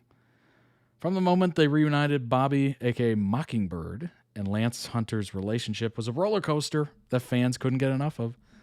Their history as exes brought something unique to their dynamic, and their turn on opposing S.H.I.E.L.D. factions was as entertaining as it was heartbreaking. But as turbulent as their on-again, off-again romance could be, it was always clear that Bobby and Hunter cared deeply for each other. Fans only got to see this ship, affectionately known as Hunting Bird, in Seasons 2 and 3. It's truly a shame that their spin-off, Marvel's Most Wanted, was never picked up. I think at that point they realized this wasn't going to spin off as well as they had originally hoped. We got Mackenzie and Yo-Yo. Despite getting off on the wrong foot, it soon became clear that there was something between Mac and Elena, better known as Yo-Yo. They took their time getting to know each other, but their relationship, nicknamed Macalina, or Yo-Yo Mac, I'm partial to that one, by fans was well worth the wait. Like many Agents of S.H.I.E.L.D. couples, they were put through the emotional ringer and even broke up for a while. But ultimately, Mac and Yo-Yo, Yo-Yo Mac, couldn't stay apart for long and were still together when the series ended. There you go. Number 3, Daisy and Daniel. Introduced in Agent of S.H.I.E.L.D.'s very last season, no one could have predicted the sweet romance that would spring up between Daisy and Daniel. They were from completely different times, but Daisy and Saza worked well together and quickly developed feelings for each other. After years of terrible luck and trauma, Fans were ecstatic to see Daisy end up with somebody as dependable and innately good as Salza. There you go. Number 2. This is not surprising. This is not surprising. I literally brought it up during the video. Phil Coulson and Melinda May.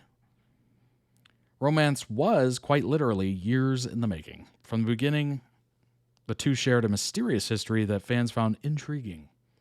Their coming together was delayed by other relationships, a robot imposter, and a surprise trip to the future. So it was all more gratifying when it finally happened.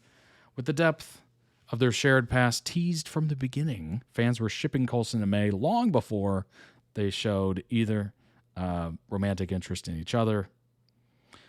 Many still wish the two would have ended the series together, even if Coulson was an LMD at that point. Number 1, not surprising. Fitz and Simmons. Introduced by their ship name, Fitzsimmons, it was evident that many viewers that Fitz and Gemma were made for each other, despite starting as the comic relief. Fitzsimmons later became the most central romance on Agents of S.H.I.E.L.D.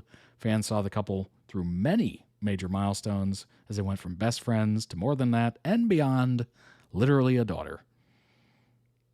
And living happily ever after. And last but certainly not least, Agents of S.H.I.E.L.D. 10 best friendships. Leopold Fitz and Alfonso Mackenzie. Mac has a penchant for giving everyone nicknames, so he affectionately refers to Fitz as Turbo. Sentiment comes from the time when Fitz struggled with aphasia after his hospitalization. From anyone else, the name would seem cruel, but for Mac, it's a testament to his belief in his friend's ability to regain his old skill set. Daisy and Gemma, which we literally just heard of in the other one. Season 6 finally gives the duo a storyline that develops their friendship. Daisy takes Simmons all over time and space to help her find the love of her life, Fitz. That's what makes a ride or die friendship. Yeah, road trip is a good way to meet anyone and get to know them. Although, I guess if it turns out sour, you're also stuck in a car with somebody, or ship in this case. Agents Piper and Davis are recurring side characters that got caught up in the main crew's shenanigans after S.H.I.E.L.D. imploded and rebranded. They followed Daisy and Simmons into space on the quest to recover a different timeline's Fitz. They held the house down when the main crew got sucked into the future. Every interaction between them was like a bickering married couple, which is a dynamic that makes for a fantastic friendship. Of course, Phil and Melinda playing the roles of mom and dad to Daisy, Gemma, Fitz, and company. Friendship goes way back before the recruits ever came to S.H.I.E.L.D., to a time when Agent May was fun and mischievous. Elena Rodriguez and Joey Gutierrez. When the Inhuman outbreak happened, S.H.I.E.L.D. gained new agents in Elena, Yo-Yo, and Joey. While Joey ended up leaving after a short stint as an agent, the dynamic between him and Elena made a wonderful friendship for Latinx fans of the show to see. Fitz and Daisy. When Daisy is coping with her new inhuman powers and Fitz is coping with a disconnect between his brain and his body, they find solace in a friendship with one another. Both undergo the experience of learning to navigate the world with their body's new capabilities and limitations, even in different ways. Honestly, it's got to be nice to have somebody that relates just a little bit. Daisy and Mac. Once more, Mac makes an apt nickname for his friends, calling Daisy Tremors when she gains her quake powers. It's another moment that seems like it easily could be bullying, but because it comes from a lovable teddy bear that is Mac, Tremors is a term of endearment. Become a solid team of agents, becoming perfectly in sync with one another in the field. And of course, we got Phil and Daisy. Before she was Daisy, she was Sky, a lone hacker who moved and changed names at the drop of a dime. She was an orphan looking for a family, and Coulson gave her that. He became a father figure, especially after finding her biological parents and learning they weren't the ideal she always wanted. Coulson's death was hard enough, but his revival as an otherworldly being with no memories of her is a gut punch. Ooh, that's brutal. Fitz and Enoch. an android figure from the future and a genius mad scientist who gets thrown into a time travel loop because of him. Sounds like the buddy cop movie fans never knew they wanted. But when the timeline shows a future where the planet is destroyed, he intervenes. He becomes fond of the agents and agrees to watch over Fitz's body, cryostasis. Once awake, they traverse space together, surviving rogues, alien casinos, and his fellow Chronicoms come to destroy him. May and Daisy. Daisy doesn't cope well with her inhuman powers after losing Lincoln and facing humanity's prejudice against her kind. She goes rogue and becomes known as Quake, disassociating with S.H.I.E.L.D. to protect her friends. But Melinda May, ever the motherly figure, doesn't let her get away with her self-exile and self-pity.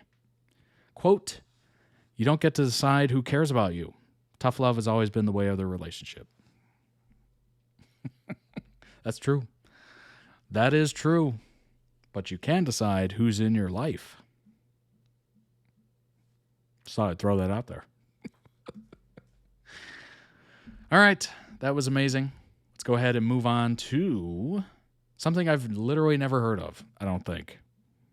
This is My Life is Murder. And this video title is Breathe Again, Alexa Crow. And you might recognize this actor. Seen her before. We'll see her again. It is Lucy Lawless. Wait, why is that not? Hold on a second.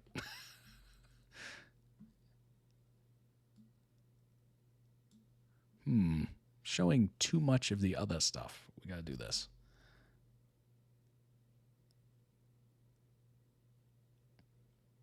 All right, there we go. That was weird. Okay. There. A little tighter shot there. You heard of it in an interview with Lucy Lawless talking about bringing Gabrielle's actress from Xena into this show. Oh, yeah, that's right. That's right. They were going to reconnect in a show. I gave a small thing as a before the video read. Oh, okay.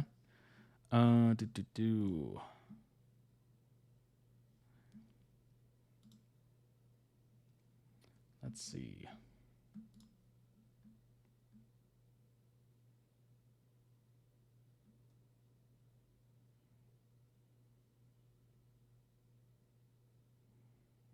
Oh, here we go. Detective Alexa Crow retired from the police when her husband Gary, also a cop, was killed on the job. In grief, she isolated herself. Her old partner Kieran started getting her to work as a police liaison / informant to help solve cases the police can't, forcing her back out into the world. Well, that's nice. That is definitely nice. You know, it's, again, literally like that quote. Life isn't meant to be lived alone. Because of her partner, Kieran, slowly getting back out there. Testing the waters, if you will. All right, let's go ahead and jump in. I have no idea what to expect, other than, obviously, someone trying to figure their way back into the world.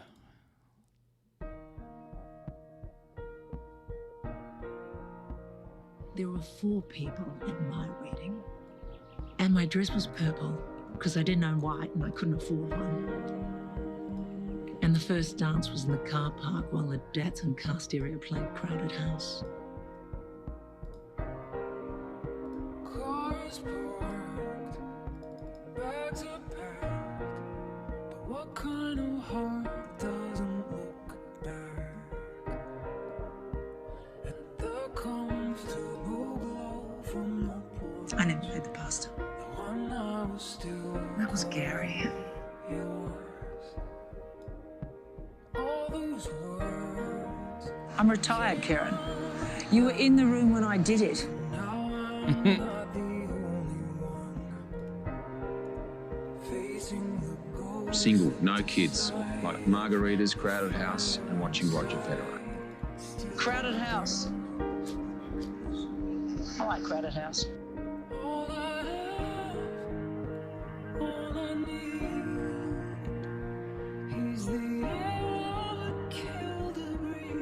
Oh, geez. Scent is the strongest sense tied to memory. Or so I heard.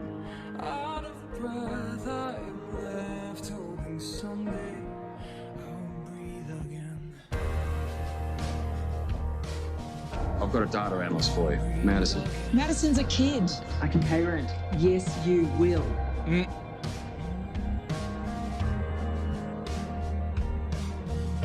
You're addicted to unfinished business.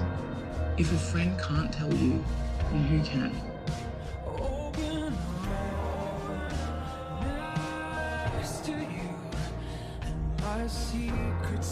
Why did you leave without telling me? Kieran helps her in season 1. The show moved to New Zealand for later seasons. Oh, due to the pandemic. Interesting.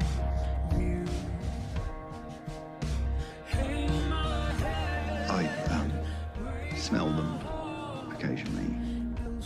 Do you think that's odd?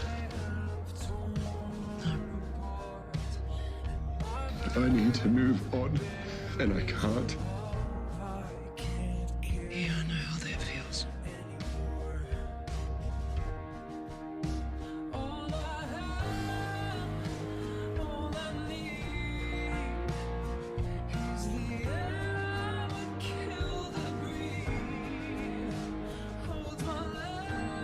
New boyfriend? No.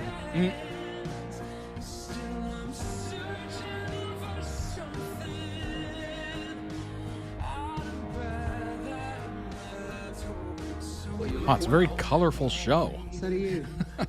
I don't know why I'm noticing that. Maybe because a lot of the content we consume is just so gray.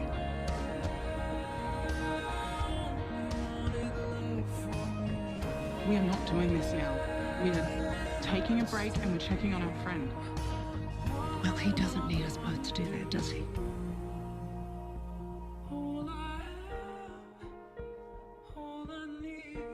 Love you, baby.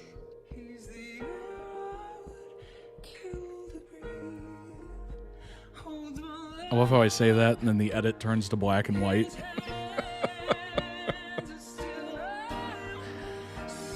The timing.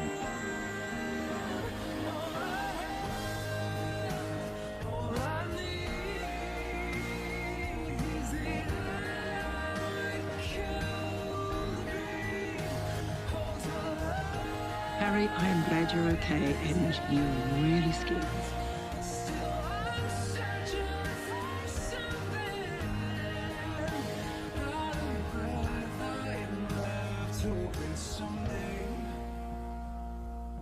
Mm-hmm.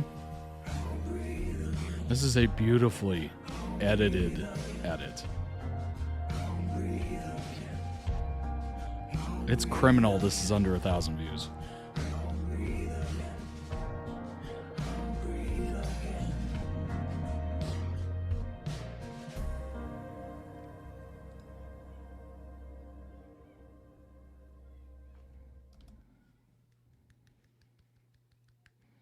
Beautiful edit.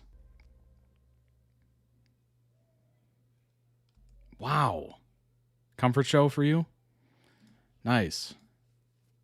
Dang, that was that was really well done. The losing of the color, the gaining it as the music swelled. Oh my gosh. Cinema. That was beautiful. Throw that a like. Link down below in the YouTube description for the original. Go throw it some much, much, much, much deserved love. Let's get that well over 1,000 views. Come on now. That's crazy. That obviously a lot of effort went into that. Beautifully done. And for those of you watching live, I will make it easy for you. I will throw this link right into the chat. There you go. All right, let's pull up some information on My Life is Murder. Figure out a little bit more of it. You get lots of guest stars that you can recognize from Spartacus, Lord of the Rings, even Boba Fett popped up in this edit. Wow. Wow. That's awesome. Playing guitar as they danced. No way. Australian, New Zealand murder mystery crime drama, comedy drama television series, broadcast network 10, 10-part series. Okay. In the United States, the series began streaming on Acorn TV. Acorn TV. Is that like an online thing? What was that? Acorn British American over-the-top VOD streaming service. Oh, it's available on streaming devices like Fire TV. Okay. Gotcha. Optional extra with Prime. Oh, okay. By the end of October 2020, the series has been renewed for a second 10-episode season. Nice. February 2022, the series was renewed for a third 10-episode season.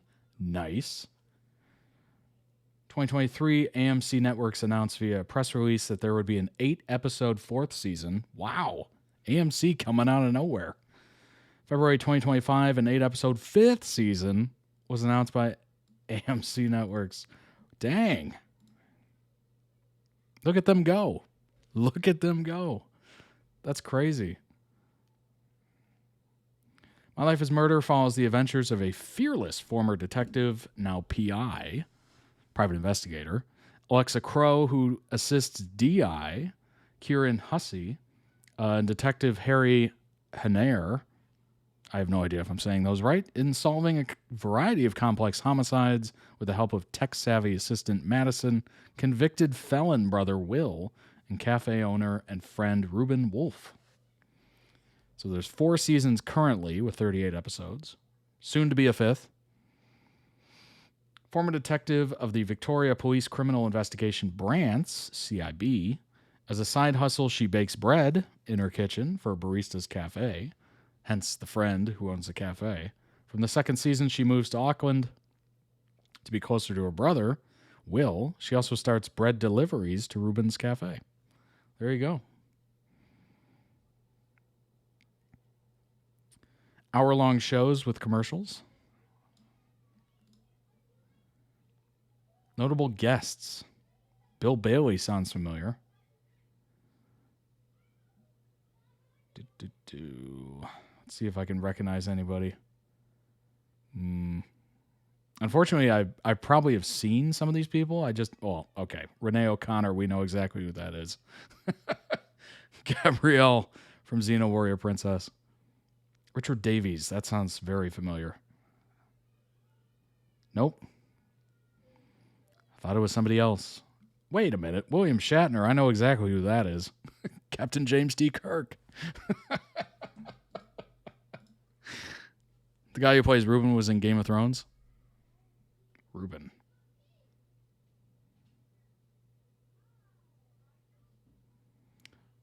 Reuben. Oh, if they don't have his picture. I probably do know him though. Let's see. Cal Morrow. Oh, okay.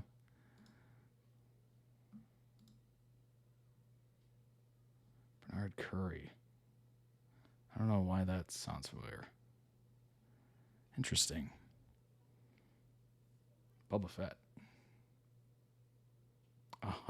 Oh, nice. Very nice.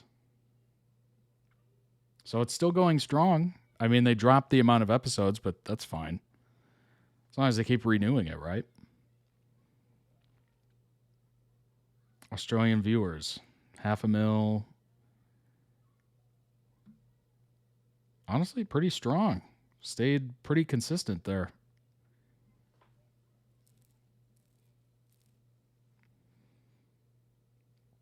Stayed fairly consistent. Let's see. No critic reviews, but audience score of 91. Not bad. Not bad at all.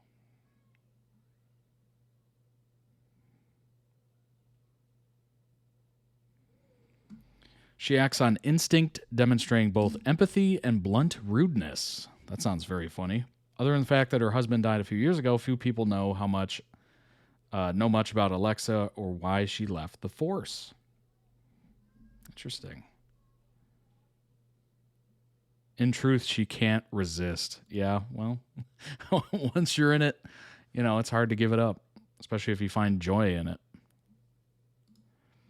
My Life as Murder's fate has been sealed at Acorn TV. Alexa Crow has been enlisted to solve more complex crimes as My Life as Murder has officially been renewed for Season 5. According to TV Line, the crime comedy series will be returning to Acorn TV for its 5th season. Lucy Lawless reprising the fan favorite role. Similar to the previous season, the upcoming season will only consist of 8 episodes, set to premiere later this year. Well, there you go. Something to look forward to. Season 5 will see investigator Alexa Crow once again facing dangerous villains, with her friends and family joining her in a crime-solving quest. In addition to Lawless, also best known for her performances in Spartacus. Phenomenal. Love Spartacus. Battlestar Galactica and Ash vs. Evil Dead. Love it. Returning as a talented yet chaotic investigator.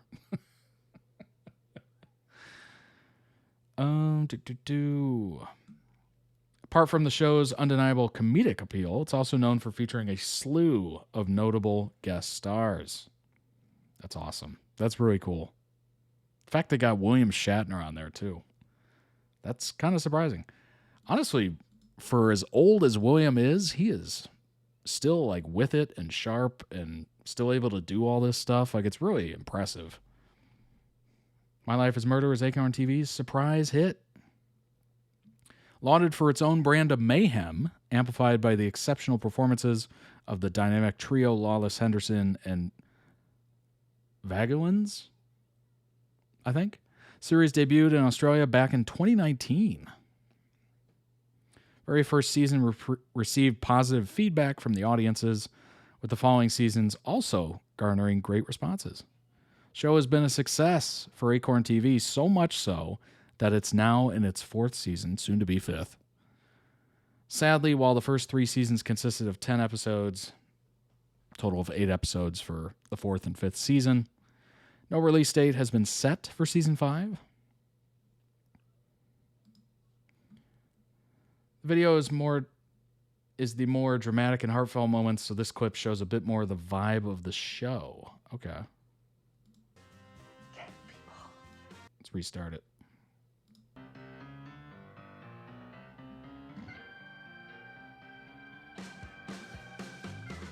You lure me here on the pretense of wanting to spend time with me. I always want to spend time with you, Alexa. When actually you want help with a case.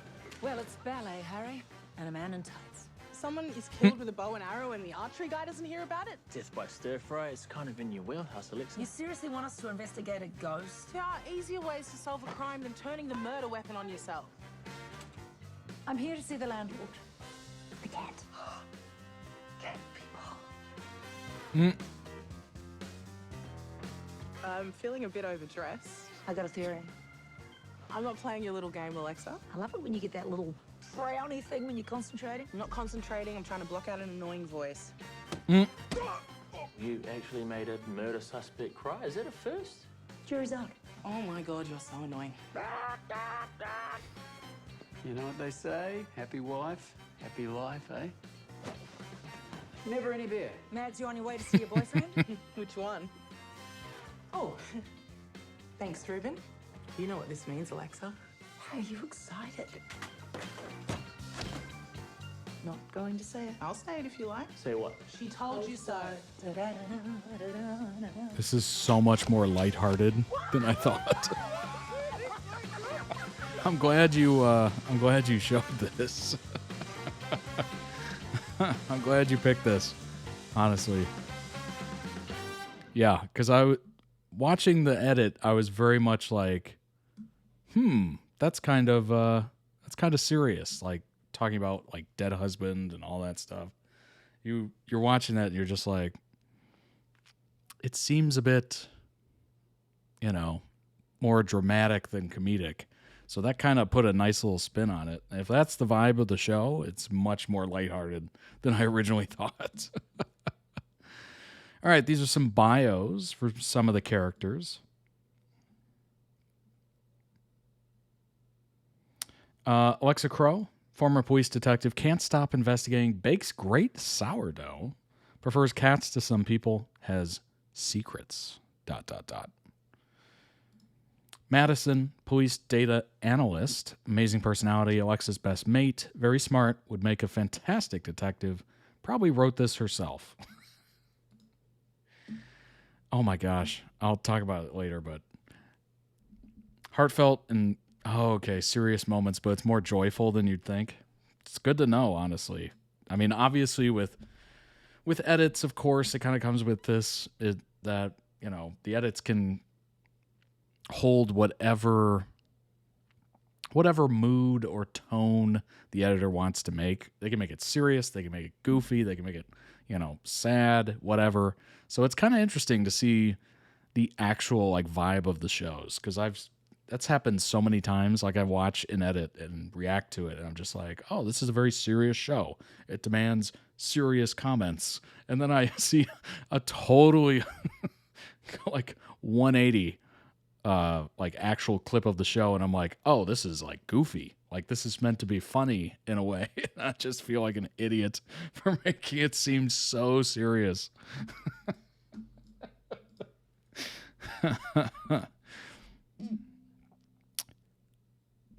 Hinare. Did I say that right? Hinare? Harry, detective inspector. Charismatic, a smart and warm leader, passionate about his work, making a difference, easy on the eye, just being honest.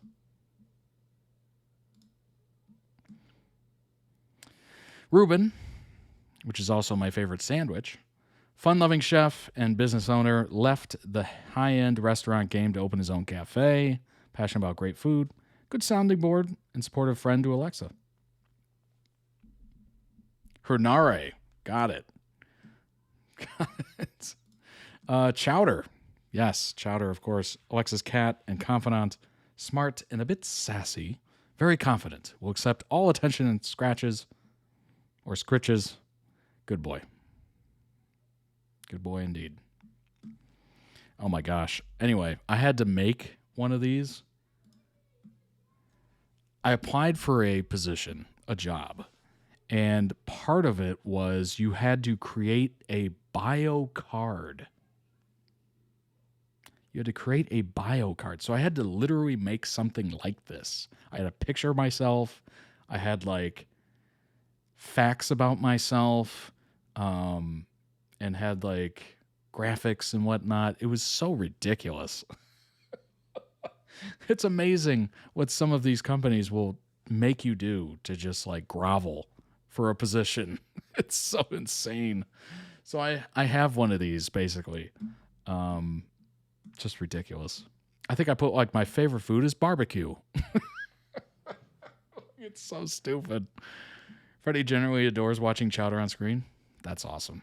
That's cool. What a task to be set. Oh. After that, because I was like, all right, I would like this job. But then I had to go through that. I'm like, all right, I would like this job, but less. Much less. And then after that, I was like, I'm not doing any specialties at this point. No specialties. None. You get the resume and that's it. And how many times have you ever, if you haven't been through the job process before, online applying and whatnot, I'll just break it down for you. So many companies have their own software. So they buy a contract or sign a contract with a software as a service company that has, job application software. And then they use that for their job board. So many times it's upload your resume and then we will take that information and then auto-populate it into our system, and then you can kind of review it and then submit it. So many times you do that and it does not auto-populate correctly. It doesn't pull the right information, and then you have to sit there and edit everything. So you upload the resume and then you have to basically retype in your resume. Or sometimes it doesn't even extrapolate. It just uploads and then gives you a blank resume that you basically have to type out your resume a second time because you did it on your own and I have to do it on their system. It is brutal. Brutal. If you have not been through it yet, you'll enjoy it. It's so fun. Ugh, indeed. It is so fun. You're going to love it. You know what's funny is my uncle gave me some advice when I was about to graduate university. My uncle gave me some advice. My uncle went to law school, became an attorney. He's like, so you're going to graduate in a year? And I was like, yeah, yep, going to graduate in a year. And I was just, you know, at that point I was like, all right, I'm ready to hit the job market. I'm ready to earn some money and not continue to be in school, you know. And it's just kind of over it at that point. And he goes, I'm going to give you a bit of advice. Stay in school as long as you can because the real world sucks. At the time, I'm like, what? No. Very, you know, ignorant and confident in, you know, my abilities. Oh, I'm going to have a degree and, you know, it's going to be a piece of cake. It's going to be a cakewalk, all that stuff. And now after being in the real world, I can firmly say he was right. He was right. He was absolutely right. So many of my classmates went from university to master's degrees immediately. Like no job in between, just stay in school and, you know, graduate school and whatnot. Looking back, would I have done it? No. I was pretty over school. I was definitely over school. But he might have had something. Might have had something there. I kind of agree with it at this point. I kind of agree with it. Ugh. Gosh, what a tangent. What a tangent. Job application flashbacks. Oh, it's the worst. It's the worst. Oh, I mean, what's weird is you have that initial period where you're like, this feels good. I'm applying for jobs. I'm throwing my hat in, literally throwing my hat in, and we'll see what we get. And then after a while, you get a couple rejections. Then you start having that wave of secondary thoughts of, I don't like this. This is time consuming. I'm literally doing this for free. It feels like I have a job by applying for jobs. It's such a weird conundrum. You know, you just hope you get hired as soon as possible so you can stop applying for jobs. Oh my gosh. All right, let's move on. Let's move on from those horrifying nightmares. The next one I've heard of, I've never seen at all. So this is going to be, again, 2 in a row. I've never seen, but I've definitely heard of. It is called Queer as Folk Out of Context. And I guess this is the US version, maybe? I'm not exactly sure. But let's go ahead and pull it up and see what it's about. And then obviously we'll go over some information and really look into it, do a deep dive, as they say. Let's go. It is the US version. Nice. Okay. Starting with the remake. I appreciate it. Let's go. Don't get yourself all worked up. I'm half Italian and half drag queen. I'm allowed to get worked up. It'll be like a spa vacation. Oh, yeah, I hear the prison guards do a great herbal body wrap, and the chefs prepare fabulous light cuisine. Whoa, dude. The kids at school like puke. They'll be like so jealous. I'll take that as a no. I'd run away screaming, but it's been a long day. You gotta keep your strength up, sunshine. You can't cruise all night on an empty stomach. Wait a minute, I've seen her before. You know, I may be a slut, but at least I'm an honest slut. Tell me that's not my chin. Not even close. And trust me, I know chins. Oh, she was Michael's mother in Burn Notice on USA Network. Pretty sure. Like years ago. Sharon Glass. Yes. So wait a minute. They made a reboot on Peacock. So that's a reboot of a reboot. That's a reboot of a remake. Am I getting that right? She's Michael's mother in this too? Really? I have several of them. But it just so happens I make it my business to know anything that has to do with lug nuts. I have a great ass, and I'm blonde. You have no idea how far that gets me. Do you think I've never seen a dick before? Not mine. It's okay. It's okay, everyone. She's a lesbian. Oh, she's a dyke. Melanie. So, this, Brian Kinney. Am I seeing what I think I'm seeing? Yes, you are seeing it. It's the most historic reunification since Germany. He talks about you all the time. He does? I mean, all the time. Okay, time to go. What's the rush? She's even prettier than you said. Mike? Cagney and Lacey, really? I'm reminded of a scene from Alien. One of the great AIDS metaphor flicks of all time.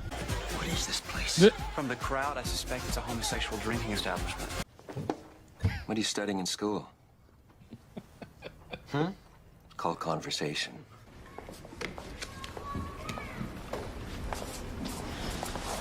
Are you out of your mind? You met my mother. Do you really need to ask that?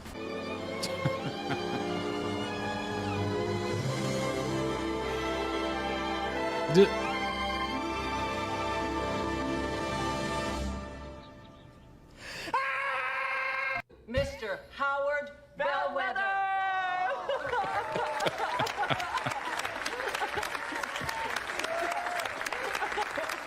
Yay!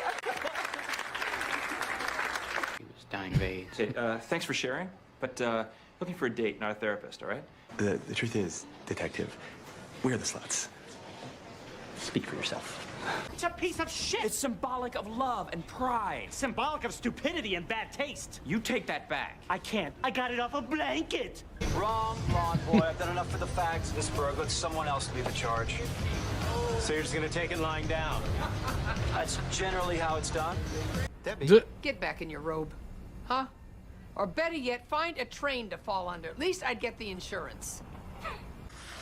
Heterosexual love. You see, Justin? They're not that different from us. I thought we were on to... And leave me alone with the ladies who munch? No way. Feel a sense of pride, of purpose. That's wonderful, sweetheart. So, I've decided to quit my new job and start my own porno website.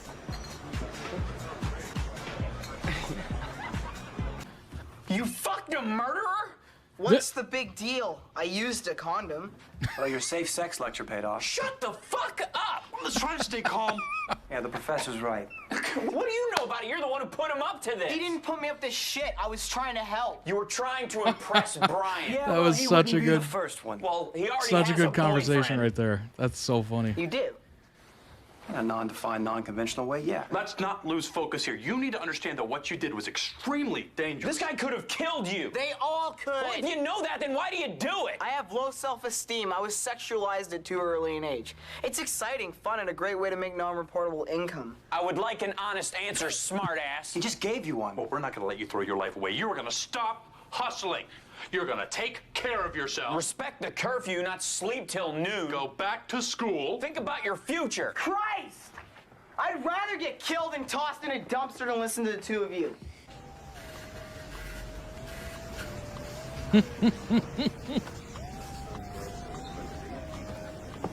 I'm getting major Kelso vibes from this dude. Major Kelso vibes from that 70s show.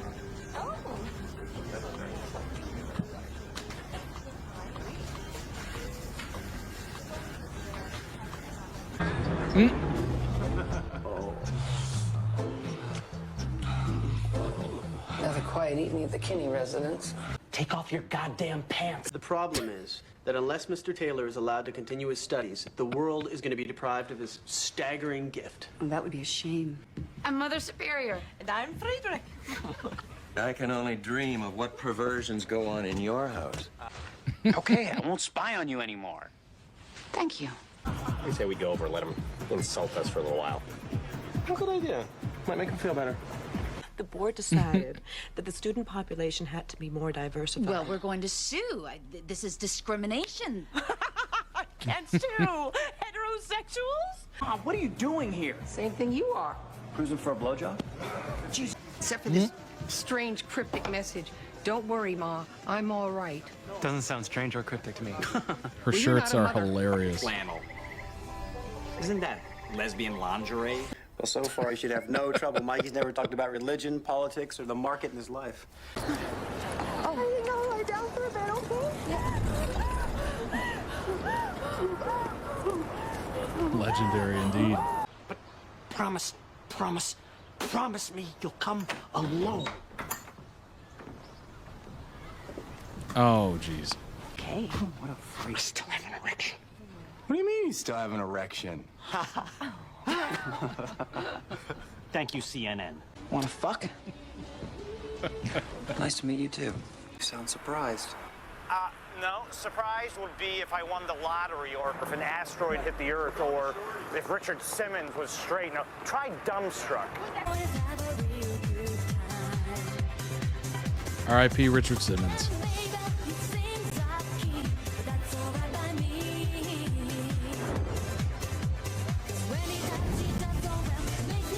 Who's leading her on? We're counting cartons of toilet paper. Yeah, which you can use because you're so full of shit. Did you hear what they Good were saying? comeback. Mean, vicious cunts. Self-loathing stereotypes. Funny, I thought they sounded an awful lot like us. Oh, and here we are in front of Napoleon's tomb. Lucky him. He's dead. I told Ben a lie. A big fat lie. Okay. Oh my gosh. I just put together something so hilarious. Back in the day, people actually used to show slideshows of their family vacations to their friends. Like, they have a scene of that in Mad Men, and you're just like, ugh. And then I talked to my mom about it. She goes, yeah, it was the worst because, you know, you have to sit there and you have to be excited for them. And you didn't go on a vacation, so you have nothing to show, so you have to be happy for them. And then I just thought about how Instagram is basically one big slideshow. Or like social media really is one big slideshow that we're like, and then I went here, and then I went here, and then I went here. But the good news is you can just keep going. You can just keep going. Blonde kid Justin, that's the role that was originally played by teen Charlie Hunnam. Interesting. Hey, who'd you fuck? No one. No, then make it quick. I finished his book 3 days ago, That dude looks familiar. but I told him I'm still reading it. What do I know him from? That's it. That's the big fat no. A big fat lie is I won't come in your mouth. I'm gonna throw up. I gotta vomit. Upstairs bathroom, the one for guests and drama queens. My two new best friends, Ned and Bart. Hal they can't make up Sparks. their minds that Yes. Mary or King Edward. And I thought maybe you could settle it for them. Got a biz. Haven't seen him in ages. No, but I'll kick your tight little virgin ass so hard you won't sit down for a week. Don't touch me. Dude, where's my car? Yep. Display a well-turned ankle. Yeah, a lot of good that'll do us. I won't mention dick if you don't mention pussy. Well, I think it takes real courage to stand up there and proclaim your love. Off key. Off key. That was very funny. Very, very funny. Wow. Throw that some love. First comment says, the writing in this show is honestly phenomenal. So many good throwaway one-liners. If only they could have written the ending better. Ooh, the ending. Not as good.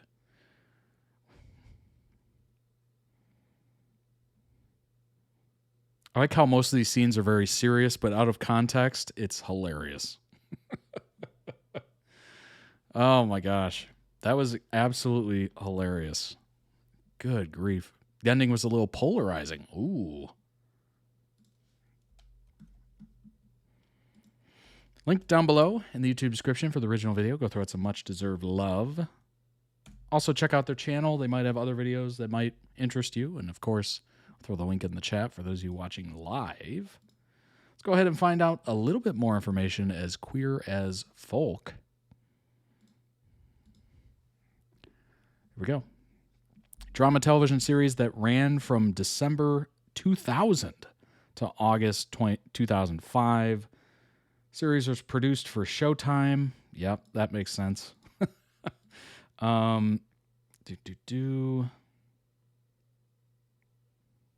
Wow. Executive producer. Along with Tony Jonas, former president of Warner Brothers Television. Dang. Based on the British series created by Russell Davies.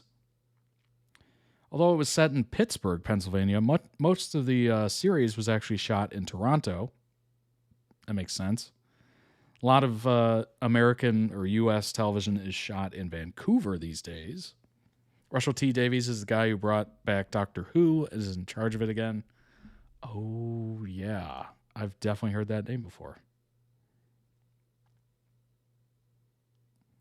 Best known for being the original showrunner and head writer of the revival of Doctor Who from 2005 to 2010, and again since 2023. Let's see here. 5 seasons, 83 episodes. Okay. Series follows the lives of 5 gay men living in Pittsburgh. Hal Sparks, yep. A lesbian couple, Michael's mother, Debbie, Sharon Glass, as Uncle Vic.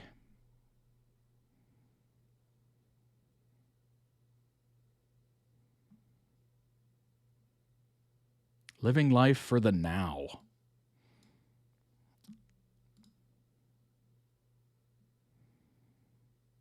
So honestly, this sounds like what's her name from Sex and the City? Samantha, I think.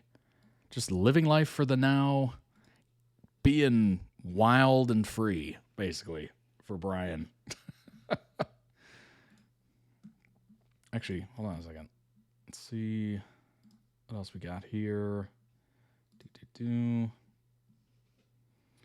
right, so the viewership was not super high, but then again, I don't know how many people had Showtime in 2000, to be honest. Like that's a pay-for TV, cable TV channel. It's always been kind of expensive. Like I think even today it's like $15 a month or something. I don't know. Well, I guess it's not expensive if you actually enjoy the content, of course. But for me, I'm thinking as a child back in the year 2000, obviously expensive. It's a cult classic, like all gays of a certain age either loved or hated it. Interesting. All right, so it did drop in episodes as it went on. The ratings, honestly, up until the 3rd season, it was pretty steady. Pretty steady. And then something happened to 3rd season that really cut it like in half, actually. That's wild. Something happened right after a 3rd season. First episode finds the 4 friends ending a night at Babylon, popular gay club. Brian picks up and has fun times with Justin, who falls in love with him and eventually becomes more than a one-night stand. Brian also becomes a father that night, bearing a son with Lindsay through nope, surrogate's not the right word. I'm trying to find a a way to put it that's not putting it. With a little help. With a little help. Michael's seemingly unrequited love for Brian fuels the story, which she occasionally narrates in voiceover. Justin's coming out and the budding relationship with Brian has unexpected effects on Brian and Michael's lives, much to Michael's dismay as Justin is only 17. Ooh. Justin confides in his straight high school friend Daphne while struggling to deal with homophobic classmates and his dismayed divorcing parents, Craig and Jennifer. Later in the 2nd season, Justin and Michael co-create the explicit underground comic Rage, featuring a gay crusader superhero based on Brian.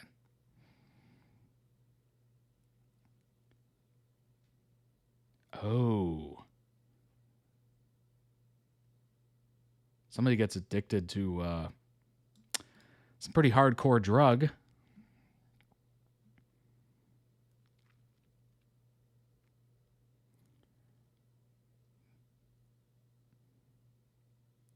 Get into some HIV content here. Lots of meth mentions here.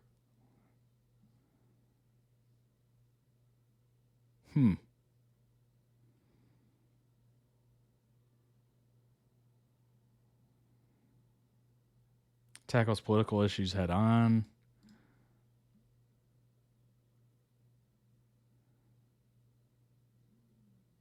Oh, it gets super interesting. Okay.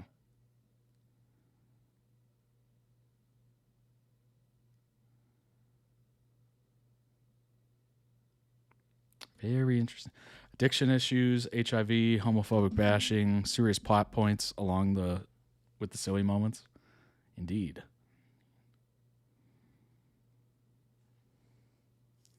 American version actually quickly became the #1 show on the Showtime roster. Wow. Network's initial marketing of the show was primarily targeted at gay males audiences, yet a sizable segment of the viewership turned out to be heterosexual women. There you go.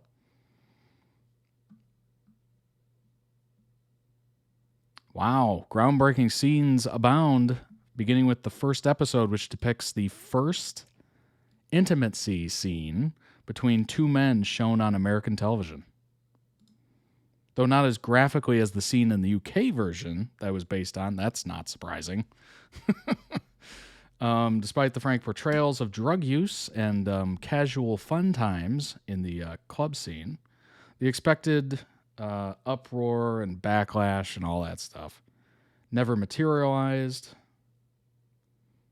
It's probably because I grew up without cable, so I can't exactly say, but I don't know too many people had Showtime back then.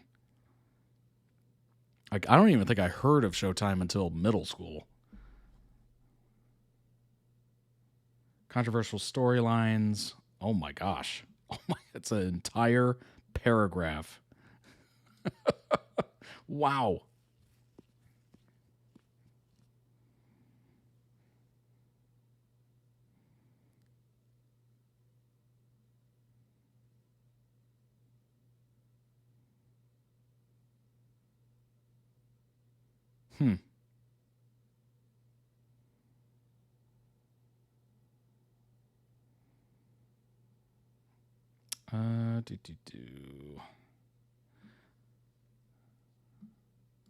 Justin Taylor, main character in every season, spent most of the series as the partner Brian. He's also the newest and youngest of Michael's group of friends. Let's see. Oh my God. Let's see. Quotes, maybe? Recognition. Justin in 2007 was voted #3 on the list of top 25 gay television characters of all time. Wow. Site called him one of television's most fully realized gay teenage characters. Justin Taylor was 17 years old when it debuted. Over the 5 seasons, he started a gay-straight alliance at his high school, brutally gay-bashed at his prom, had to learn how to use his right hand again during his first year of art school, created a underground gay comic. Interesting. Justin Taylor was the first out, proud, and politically active gay teen on American series television.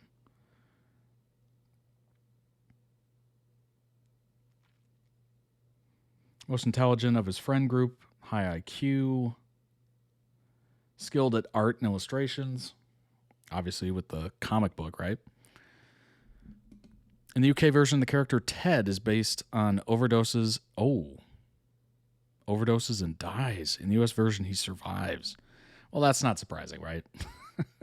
as a US media consumer since a very small age, we are definitely known for painting over a lot. You know, Disney kind of coats to everything. Oh, that character doesn't die. That character doesn't have a meth addiction, you know.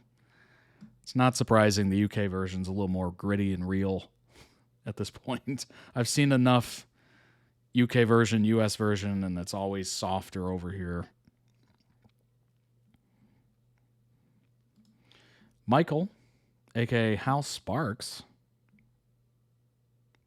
main character in every season, beloved gay son of Debbie, later married to Ben, biological father of JR, adoptive father of Hunter. That's crazy. I haven't seen Hal Sparks in so long. Crazy. Crazy. Best friends with Brian since they were 14. Michael settles down with his partner Ben, a university professor, and a two eventually adopted teenage son Hunter. At the end of season 4, Michael's also the father of baby daughter, whose primary parents are a lesbian couple.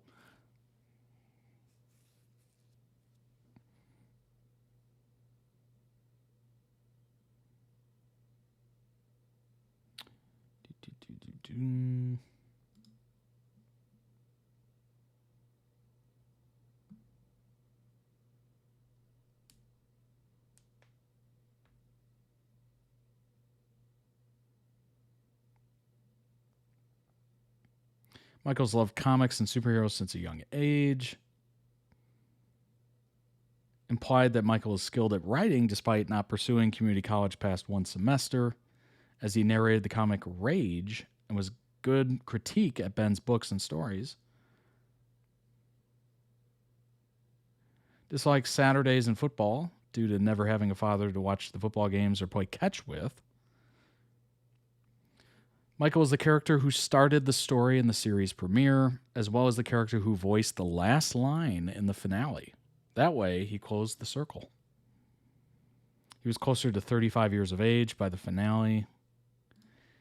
Emmett, fictional character among the main friend group, particularly closest to Ted. Emmett is notable for his airy witticisms and flamboyant fashion sense. Wide variety of jobs throughout the series, working in a clothing store, becoming a P-star for Ted's website, running his... That one scene was so funny. Hunter slept with the murderer. Oh, yeah. That was such a funny conversation. Oh, my gosh. That was so funny. Michael's obsessed with comics. The UK version, Vince, is obsessed with Doctor Who, which is poetic as years later RTD brought back Doctor Who. It's like he almost, told his own story.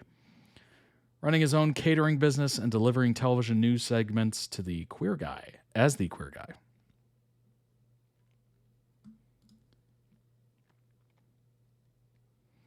Despite being treated poorly for long periods of time and sometimes dark humor remarks, which honestly are hilarious. Absolutely love a good, funny, dark humor.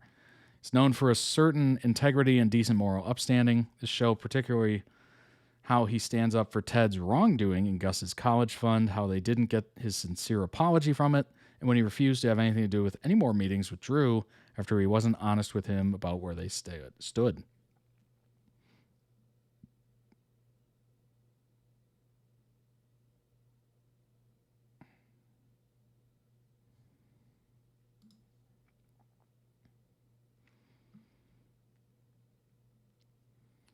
Grew up close to poverty, born and raised in Mississippi.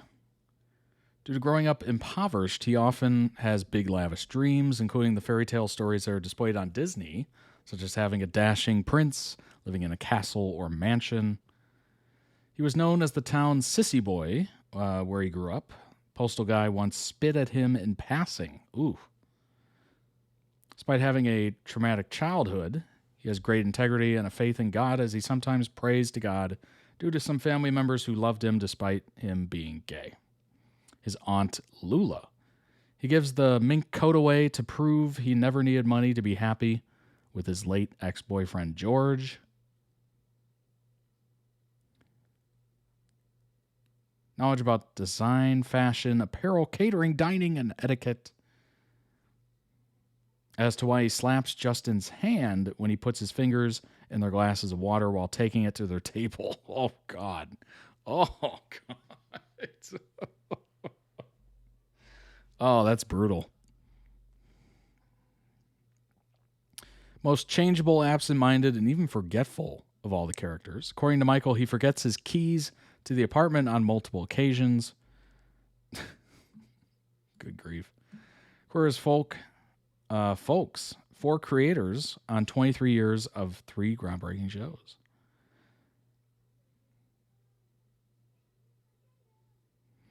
Russell T. Davies' Queer as Folk arrived in the UK in 1999.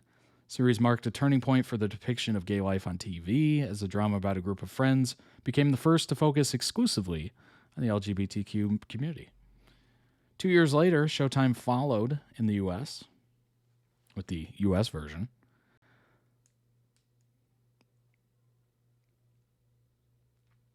Outliving the British original. Wow. Ran for 5 seasons.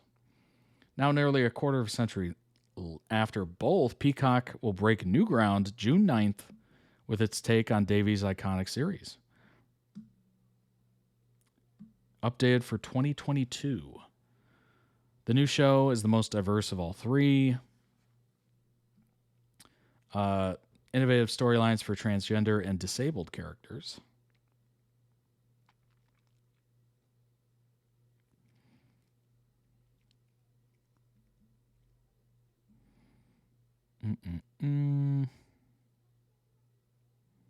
Have you all seen each other's shows? Well, I would hope, right? You would want like the blessing of, Russell at least. Drew is a closeted American football player. Good to know.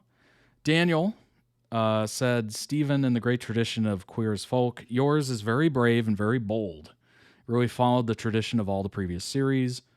Stephen said, thank you. That means a lot. I saw the Showtime series first when I was too young, probably, to be watching it on Showcase in Canada because I'm Canadian. And then I rented the British version on DVD when I was in high school. Russell T. Davies said, I've still got all of Ron and Dan's on VHS. I haven't got a VHS player anymore, but I will never chuck them out. Stephen, I'm afraid I've only seen 3 episodes of yours. It's so 2022, and that's what I love about it. What do you think about the evolution the show has had during the past 20-plus years? Davies says, as a title, Queer as Folk is not remotely safe.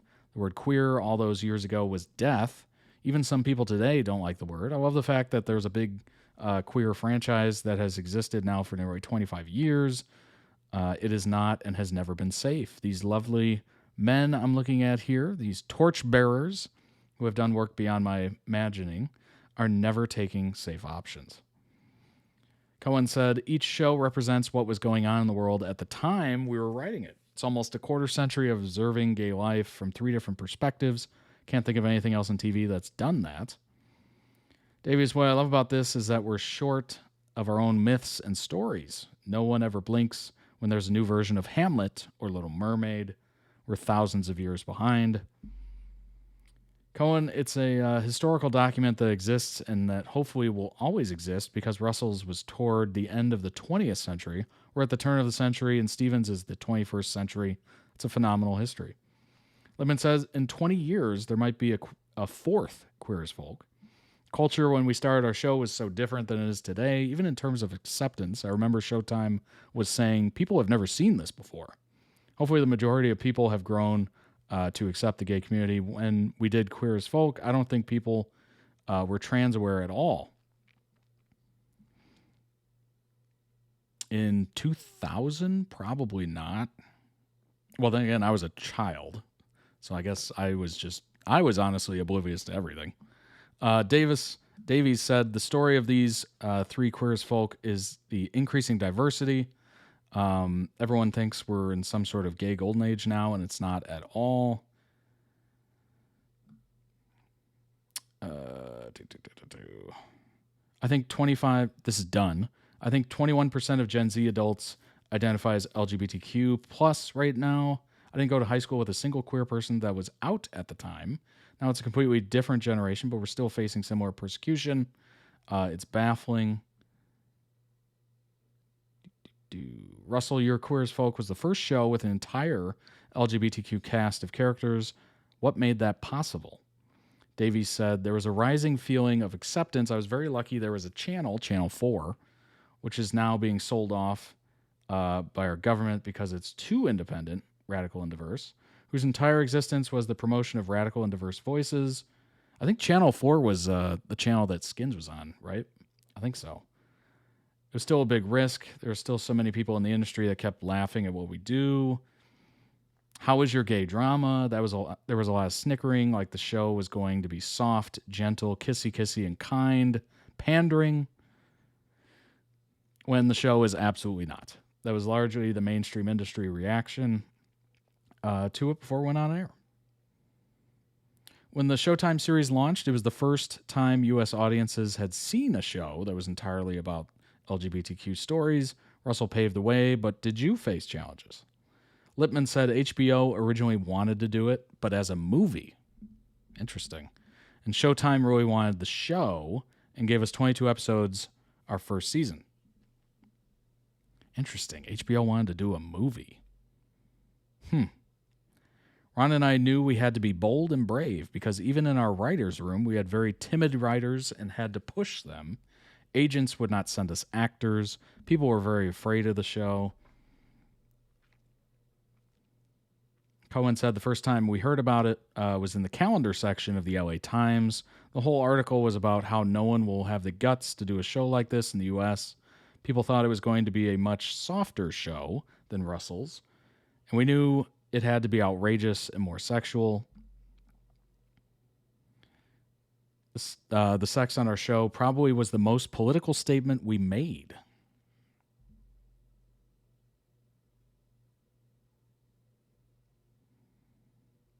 Mostly saw them represented on TV as eunuchs or clowns. We never saw them having a intimacy life or being complete people. Skipping over some of this stuff.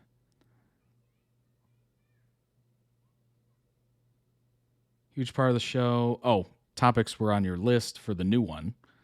Long list. Still after 8 episodes, continuing. Huge part of the show is racial diversity. It was important to include the disabled community. And we have 2 disabled leads among our cast to flesh out a story that is not trying to represent all queer disabled people, but the introduction of a community that's often left out. It's kind of crazy we have to say it doesn't represent everybody. Well, yes, of course. It doesn't represent everybody. It's the story of whatever character it is. I don't just mean in television, but literally in bars and pride events. Also the visibility of trans community. Lippman with transparent. People began to become acquainted with the trans community. When we were doing our show and when Russell was doing his, Cohen, there was not much awareness like there is now, nor diversity. It's next to impossible to cast it.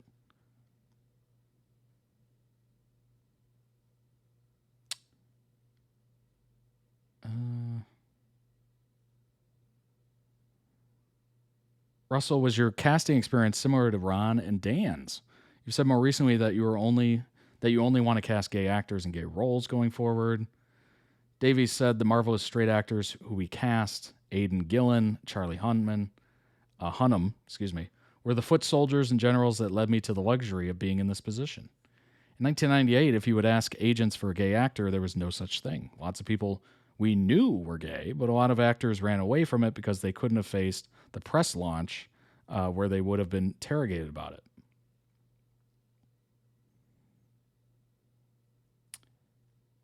Lippman said we had some straight actors in our lead cast when the show was on the air. They would not reveal themselves. They wanted people to concentrate on the character. I remember in casting the show, actors would come in and drop a little hint. My wife is waiting for me, just to make sure that we knew they were not gay.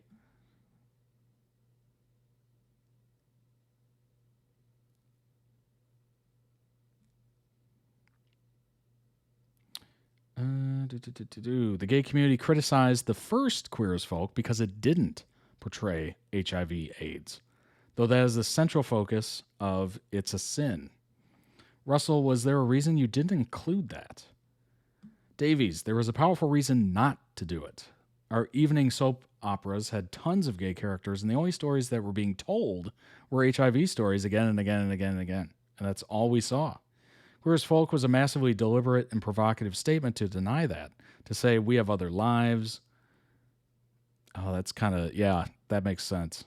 Avoid it if it's always being talked about.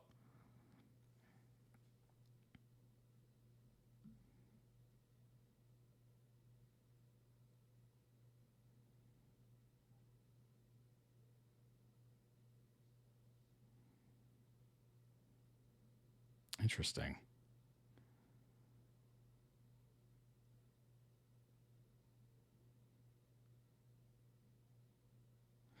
Very, very interesting. I don't have Peacock for it. Channel 4 was Skins in the original UK Shameless. Oh, yeah. That's right. Skins and Shameless was the same creators. That's amazing. Channel 4 did not get sold off. Okay. Good to know. Breaking news. It's true, bars and pride events are often not accessible for disabled queer people. I've had issues with that. Good. The new show looked into it. There you go. It's a Sin was RTD's more recent 80s set drama about the epidemic itself. Okay.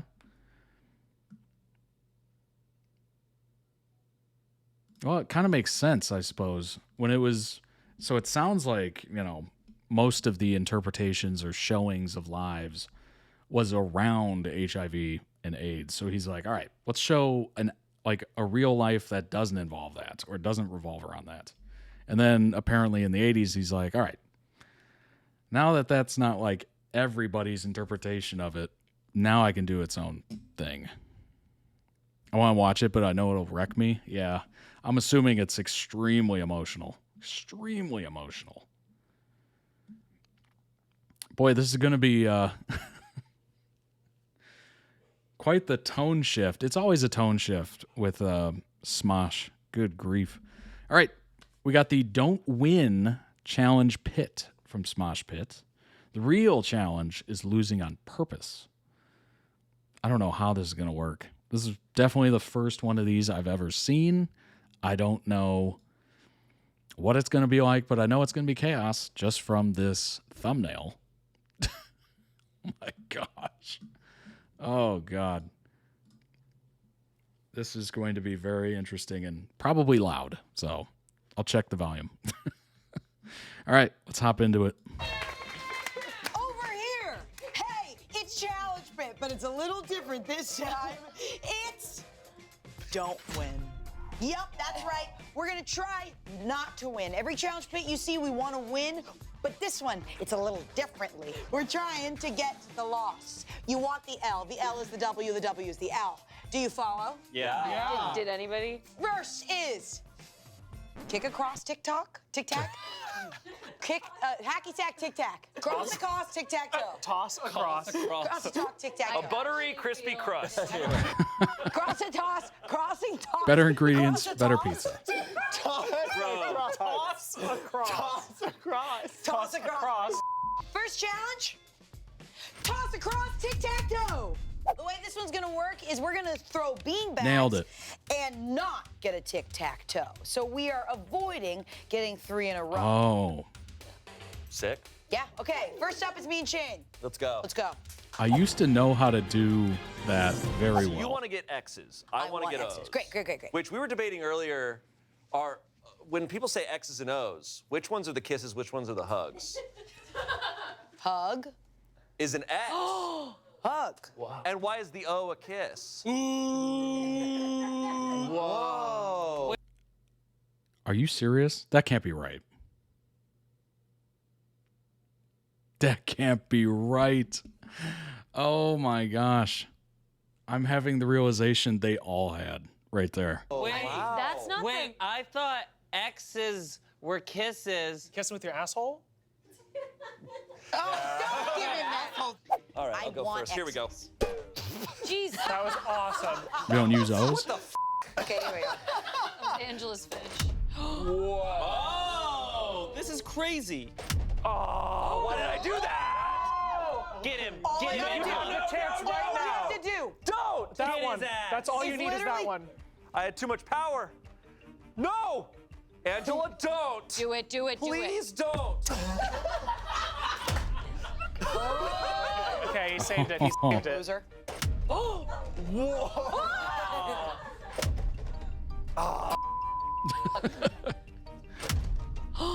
Damn. Dude. Wait, this is so fun.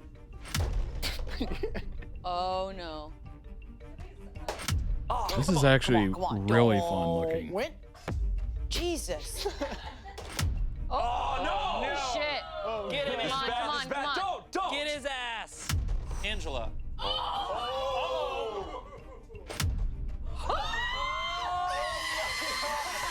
All three of them. Come on. Oh my Somehow gosh. fill the board. You can just get that diagonal Just hit one. those two. No, Angela, don't do it. Angela. Do you understand how this is? I gotta nail that far one. Shit.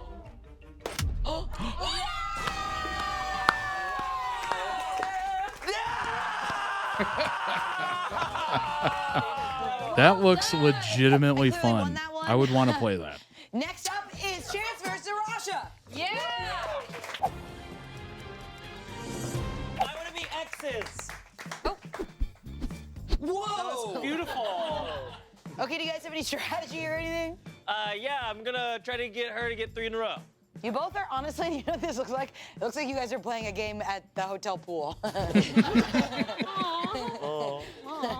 I'm ready to commence. Are you ready to lose? Wait, are you ready to win? No. Oh, okay. All right, Whoa! It's so a confusing. battle on the field. Yeah. Okay. Oh. What the hell? Oh. Should I remove the soldier? Shit.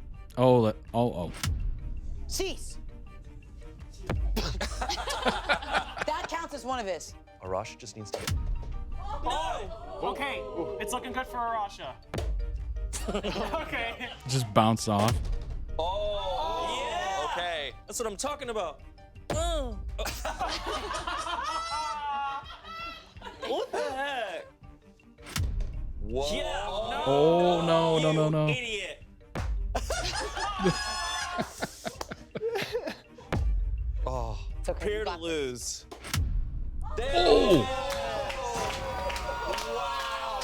Redemption. Redemption. Oh, redemption. No, Redemption, you got 3 in a redemption. No, there's no redemption. Now you're you even already more screwed. lost. Okay, Chance, you won that one. I'm so sorry, Rasha. Next up is Tommy versus That was Trevor. so clutch. He nailed that. You guys kind of look alike. That's an illegal thing to say. It's very illegal. Are you guys ready? Do you have strategies or anything like that? It seems like pretty tough to have a strategy based on what I've seen thus far. Yeah. That was the correct answer. Rock, paper, Yep. scissors, to see who goes first. Rock, paper, scissors, shoot. All right. Frick. Tommy goes. Oh. I'm in love with you. Oh, wow. Show it love. Whoa. An immediate follow-up. Shooting blanks here. Ooh. Oh, and a complete miss. Okay, grow up. Dang. Interesting. I see Trevor's strategy. He's trying to throw it. He's trying to Whoa. like right after He's they trying to go. stop the spin. Stop the spin. Oh shit. Okay, here we go. Here we go. Here we go. Here we go. Oh shit. You can do it right no. here, Trevor. No. Okay. Okay. Oh, that was close. Come on. Oh, no. What? Get that center Tommy one. could steal this. Oh no. Dang. Oh, Dang, dang, dang, dang, dang, dang, dang. Oh. 3 times? Oh my god. What? He's laser focused Oh my on gosh, that. oh my gosh. Oh. Whoa, everything has been flipped. Oh! That was defense. Thank God. Oh, we'll clear the Hold. board. Get her. What's the ruling here? Whatever, that's how it goes. That's how it goes. Get Get her is crazy. Get her. Oh man, we're back. Whoa. What does that even mean? What's going on there? That's just where it is. Let it cook. Let it cook. Let it cook. Does that count? No. No. What? 2.5 in a row, not 3. Doesn't doesn't count. Okay. Oh. Finish him. No. Oh no. It's got to give a little kiss. Save yourself. Hold. Oh my God. What is even happening right now? This is crazy. I did not think this would be entertaining at all. This is crazy. But I'm like having the best time of my life. I had zero faith. This in is both really of you. tense. It's good for the Now's your concept. That chance. was a religion joke. That was like. I didn't want to do this video from the jump, but Tommy it's has been two amazing. opportunities here to. And, oh. Oh! Yes! 3 times I hit the square and it went And to 3 nothing. times you failed. It was like 3 times failed.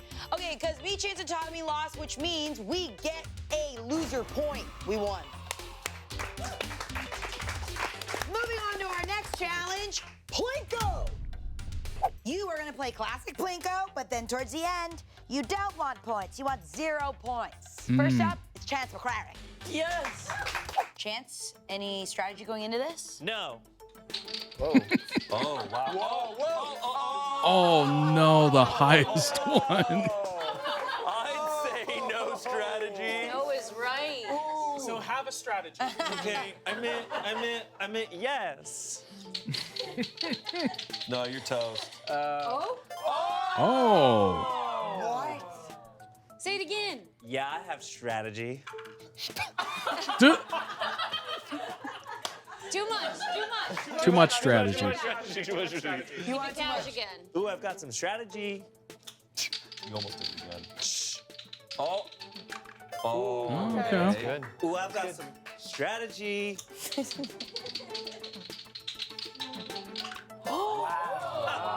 Yeah, I got it. Uh-oh. Ooh, it's good. Whoa!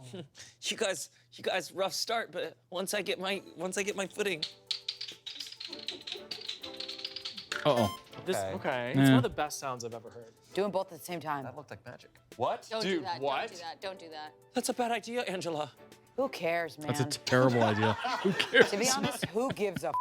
Do it. Do one right after the other. Whoa. Oh. Wow. Okay. I blame you for that 20 points. Looks like 95 points, if my math is correct. Tommy, you are correct. 95. Okay, Tommy, you're up next. Do you have any strategies? I do not have a strategy, but I will be enjoying the sounds on the way down. Okay. That's it. Best part. That's life. First, I'm gonna go a little off center. Great ASMR. Don't do that. Oh, Don't do that. don't do that. Don't do that. Hey. You have to go in with a strategy, Tommy. Twice in a row, the first one's been Strategy. 50. Oh, a little bit of torque on that one. So you already have. surpassed. All right, then it doesn't matter. Oh my God! Oh my God! This is crazy. Yeah. That counts as 0. Tommy, you did really poorly, my guy. Come on, 50. All right, and there you go. Wow. Tommy, you got 180. Wow. Yes. Okay, Raja, how do you feel? I feel good. Feel good? It feels was like people so are getting funny. like witchy here and trying to say words that, like the word strategy before. I'm actually not going to do that, so we're actually just going to go this way. Nice. Okay. Oh. Okay. Oh. Okay. 10. Not bad. Not so bad. Oh. Okay. Oh. Okay, don't Okay. pretend. You're at 20. Give her a 50. No. Get out of there. Okay. You're at 30. Oh. Oh my God. 40. Not helping with the whole illness thing. Just like your face. Oh. No. Okay. All right. Okay, So you're at honestly, 60. dodging You're at bullets 60 points. If this Not so green bad. one goes in the other 20, I'm gonna freak out. Oh. 65 here. points. Is there a way to actually play this well? No. No, it's a luck game. Oh. I mean, it is physics, so there's gotta be something. Wow. Okay, 70. Wow. All right, this is Pretty well. Oh no. Oh no. Oh no. Oh no. Okay, Arasha, you got 120, which puts Chance in the lead so far. Going in green. Let's go. I feel good about this. Oh, wow. Oh, Big okay, jump you're at there. 10. That's not bad. That's Ten's not bad. pretty good. Okay. Oh, 30. God. Flirting with 50 30. on that one. Oh, he's got a Spud Hut shirt. Okay, It's 40, your Yahtzee screaming. voice. 40 points. He's like a banshee. Okay. No, I feel good about Oh. Ooh, 90 Man, points. I'm not gonna look at this there. one. I'm just gonna. That's probably good. Oh. Don't look. Nice. Don't look. Trev. Ooh. Okay. Okay. Oh, okay. Okay. Sounded like a 20. It's a 5. Oh. Yeah, you're doing so Oh. good. Oh. Okay. It bounced Pull back. them all out. Get that 20. Get that 0. Oh. Trevor. That's just okay. It's okay. It's okay. 170. 170. So you're not in first place, but you're No. close. Yeah. Oh man. That's okay. It is okay. I feel good about my performance. You're not in I'm first honestly place, just but you're excited close. to play this. And that's the best attitude. It does sound But awesome. I'm feeling like I have huge loser energy right now. Okay. I'm glad you said it. Thank you. I'm gonna go left hand just to Got give that myself more of a BLE. disadvantage. Big loser energy. Okay, I'm gonna go far to the left here. Oh. Oh wow. Oh my God. Oh, It said, I'm going to go wherever I want. That was actually not good. I'm gonna go more for the middle here. Oh wow. So much torque. Okay, 5. Yours are like on steroids a little. Yeah, I know, they are like me. All right, and here we go. Okay, feeling good. Maybe I can make a little bit of a comeback here. Yeah. You got it. Or like fall back down, you know what I mean? All right, and ooh, okay, there we go. Oh, Uh-oh. get back in there. Get over back in there. there. Okay. Okay, nice. Okay, not so bad. All right, going here and boom. 50. No, going 0 on this one. No. Ooh, chance. Sorry. On none of your witchcraft.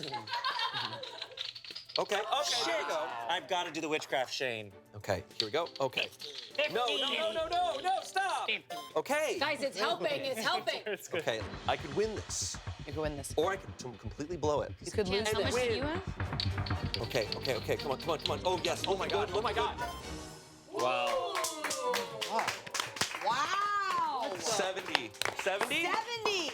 Well That done. was good. That was good. All right, Angela, Steroids helped a lot. We don't need those.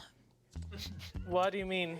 No, you're going to use those. No, I got strategy. No. The strategy is to not use all the Don't chips. play. No, you got to use those. Go ahead and grab those. What are you doing? Who said we had to? No, yeah. Oh, okay. Oh, 50 points right off the bat. Okay, 5. All right, this one's going to be 50 for sure. Right off the bat. Oh, Angela, I'm sorry. That's going to be 50. Okay, getting closer, though. It would be awesome if you could be quiet.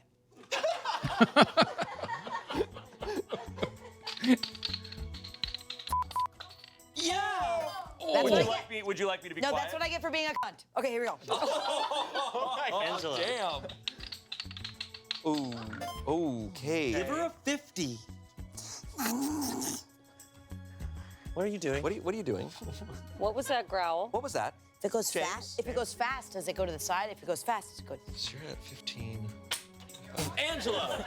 So you're at 45 points right now. You need to do exceptionally well. Okay, not bad. 55. You cannot. You need get only 50. 5s. Why would you do that? Go over there. Go over there. She Thank willed you, it, Angela. willed it into the 50. Oh, no. Oh, that was really bad. What was it? 50 Another and 20. and a 20. You want to add it up or? I think we're okay. We're all good. Okay, I got 175, which means Shane is the winner. I want a loser point. You want a loser point, which is a winner point here. So now we're gonna move on to our third challenge, large darts. Ooh. You heard it right. This is what's gonna happen. You're gonna throw these balls at this dart board. The lowest score I like this. wins. If you don't hit anywhere on the board, I like you all get these 30 games. points.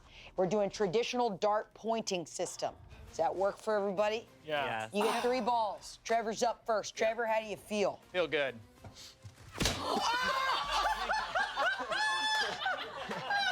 That was wild.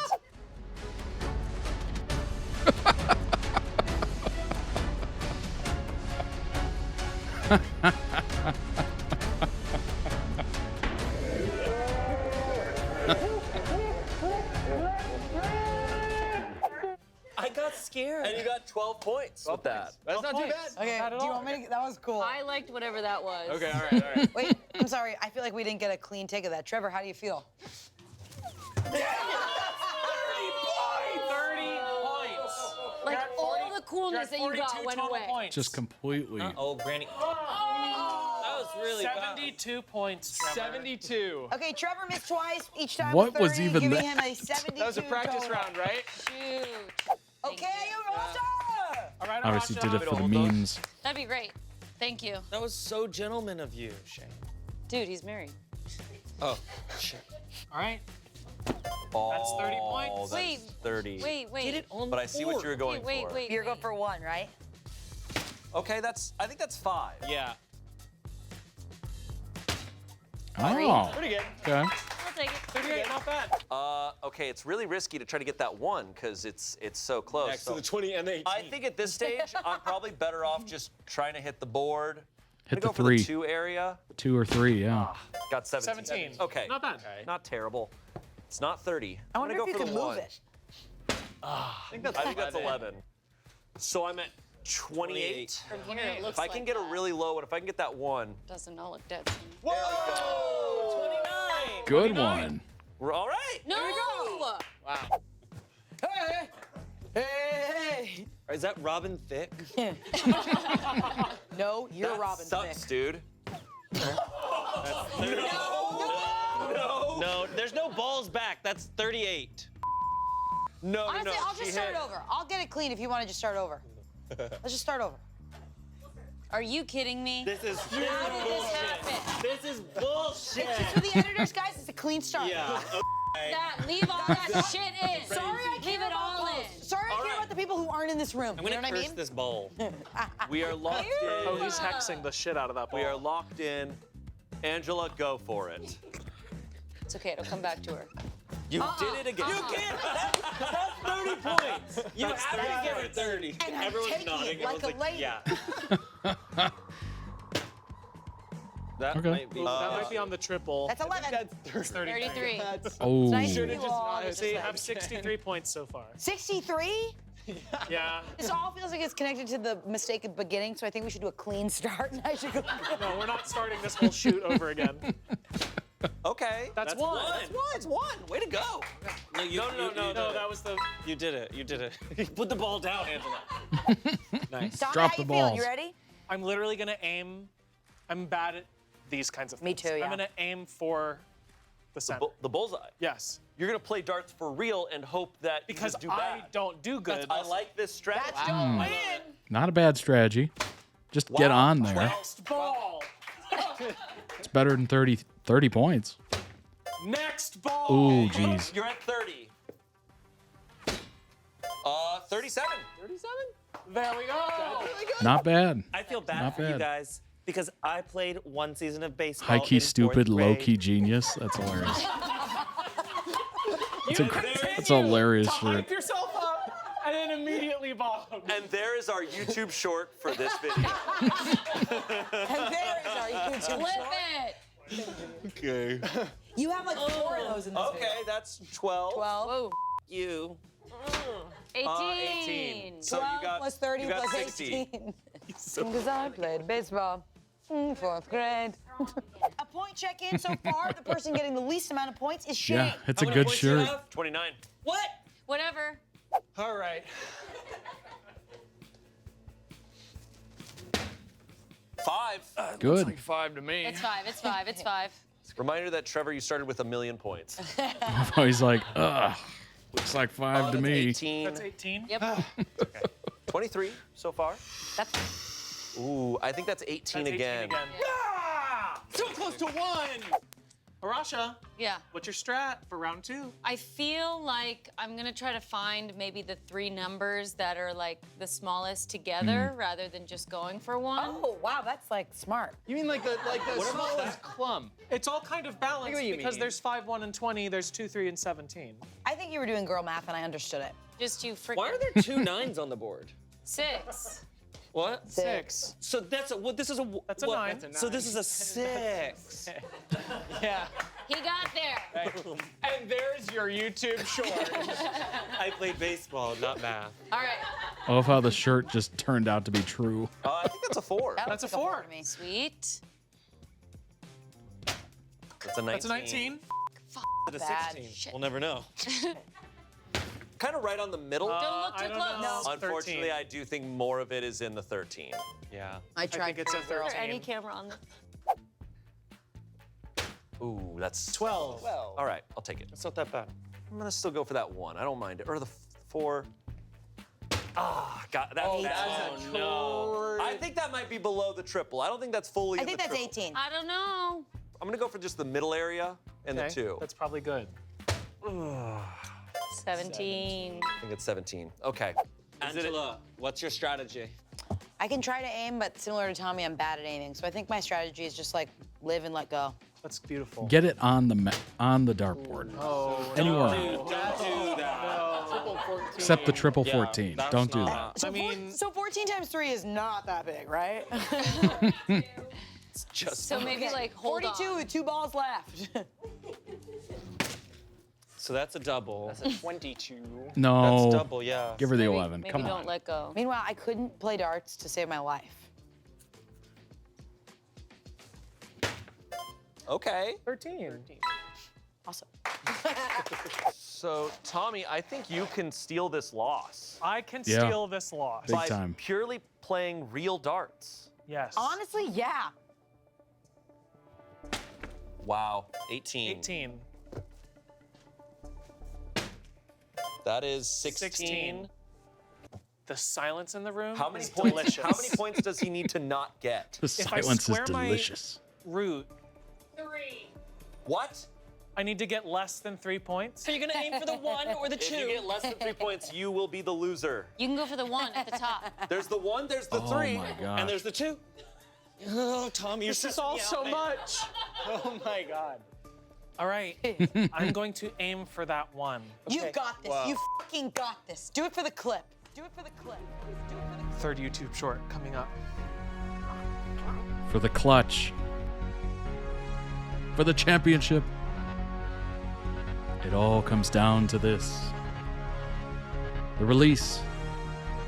The volley. The 18.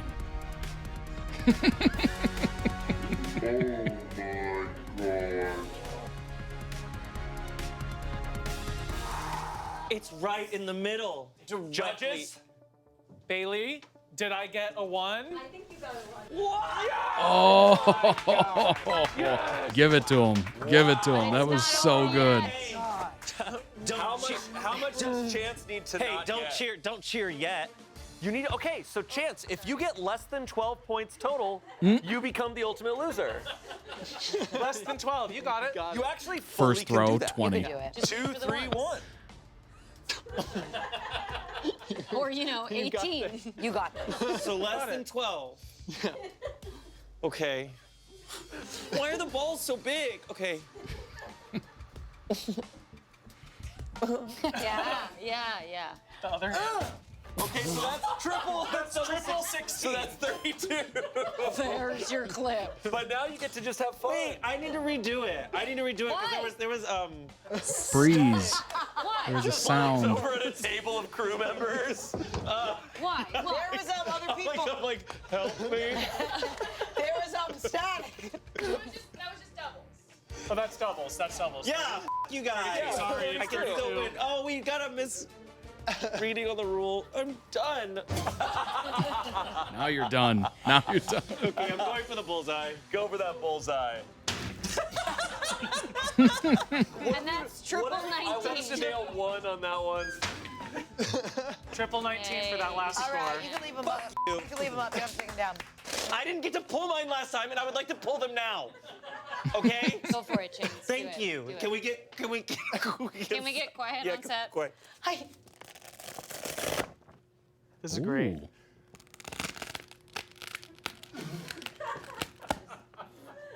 Ooh. Okay, now we can go on. Yep. Great work. He spit all over the ball. Okay, we're gonna hear our points. Chance, you had 179 points. Congratulations. Wow. I'm really good at darts. Angela, you had 141 points. Okay. Trevor, you had 113 points. Yes. Aw, cute. Thank you. Shane, you had 76. Wow. Wait, what did she get? Fallout reference. Rasha, you had 74 points. Damn. Oh. And Tommy, you are the biggest loser Oh, wow. By 2. Wow. Because I didn't believe in you. Okay, Tommy, you won large darts, which means you also are taking the full loss, meaning win, because you also lost, meaning won. Tic-tac-toe, tacky sack. Toss across. I'll do it again. Tommy won this challenge. What's up, Jonas? And that means he's the This is overall Smosh loser Don't of the Win episode, Challenge which means Pit. winner. Oh, wow. He's really good. Yeah, I lost. Oh. Whoa. Oh, my God. Oh, shit. Ultimate loser behavior. Thank you guys for watching. If you want to see other types of challenges, send them to us. Bye. Awesome, awesome, awesome. Welcome in from Norway. Excellent, excellent video. God, that was funny. I would love to play literally all of those games. Plinko, the losing darts, basically. It's awesome. Really good. Oh my gosh. Link down below in the YouTube description when this posts to YouTube. For the original video, go throw it some much-deserved love on the Smosh Pit channel. And of course, check out their channel. They might have other fun videos you might enjoy. And for those of you watching in the chat, I'll post that for you. Let's go ahead and pull up some more information on Smosh, Smosh Pit, Smosh Mouth, all the things. Smosh star Olivia Sui, on celebrating 10 years with Comedy Troupe, spoke with us about celebrating 10 years on Smosh and what she's learned during her time with the Comedy Troupe. Has been active in Hollywood for 2 decades since her on-screen debut on the USA comedy Monk, which was a great show, by the way. It was on part of that USA Network brand of incredible shows during like the mid-2000s or something. She's already hit a major milestone in her career with her 10th anniversary in the comedy improv group, with her debut in 2015. Founded in 2002 by Ian and Anthony. Of course, we've gone over this before. As of May 2025, Smosh's main channel has over 10 billion with a B, views, over 2,000 videos, and nearly 27 million subscribers. And they were the #1 channel for multiple times during the run. The brand has also expanded into multiple channels. Smosh Pit focuses on game shows, which we literally just watched. Challenges of the cast, Smosh Games, which, as the name implies, has a cast playing various video games, board games, etc.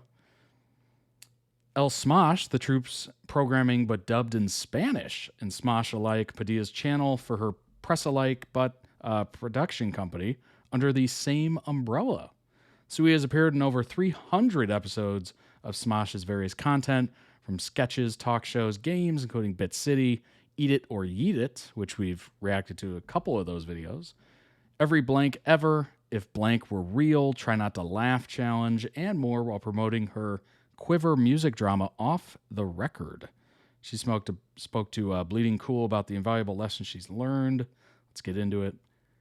Approaching your 10th anniversary, I was wondering, when you think about the legacy you've built here, what are the most significant and most invaluable lessons you've learned in your time with the group? Most? Oh, man. One that sticks out is being creative on set, being malleable with scenes, coming up with ideas when we are doing a scene, or coming up with improvised jokes on the spot. It's an invaluable lesson I learned during my time there. And of course, I mean, being, good in improv is just, frankly, practice, right? You got to practice it. A lot of people go to school for it, etc. They first went viral in 2005. They haven't stopped since. Smosh did the impossible, maintained a social media career for nearly 2 decades. 2 decades. And Jonas, because you're ignoring, you are banned. It's that easy. Too much work. Guess what? Too much work to watch your crappy video. How about that?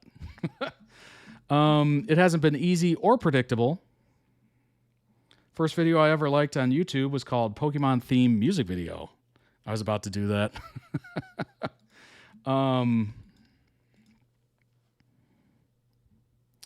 Yeah. But I remember what happens in the clip. Two floppy-haired boys soulfully perform the Pokemon TV show theme song, lip-syncing. I want to be the very best like no one ever was. As they dance around a childhood bedroom, they throw around a stuffed Pikachu toy, lick a Jesus figurine, and expose their belly buttons. Ian and Anthony were teenagers on the cusp of adulthood when the video was posted in 2005. It was for a while the most popular video on YouTube, reaching 24 million views until it was removed for copyright infringement. Oh my gosh. Then they formed a duo they named Smosh, a joke based on misunderstanding the term mosh pit.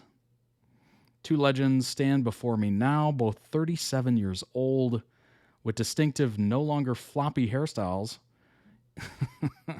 Ian is still the adorkable one, while his wire-rimmed glasses and funky patterned shirt, he looks like a mix of Chris Evans and Charlie Day. Interesting references there.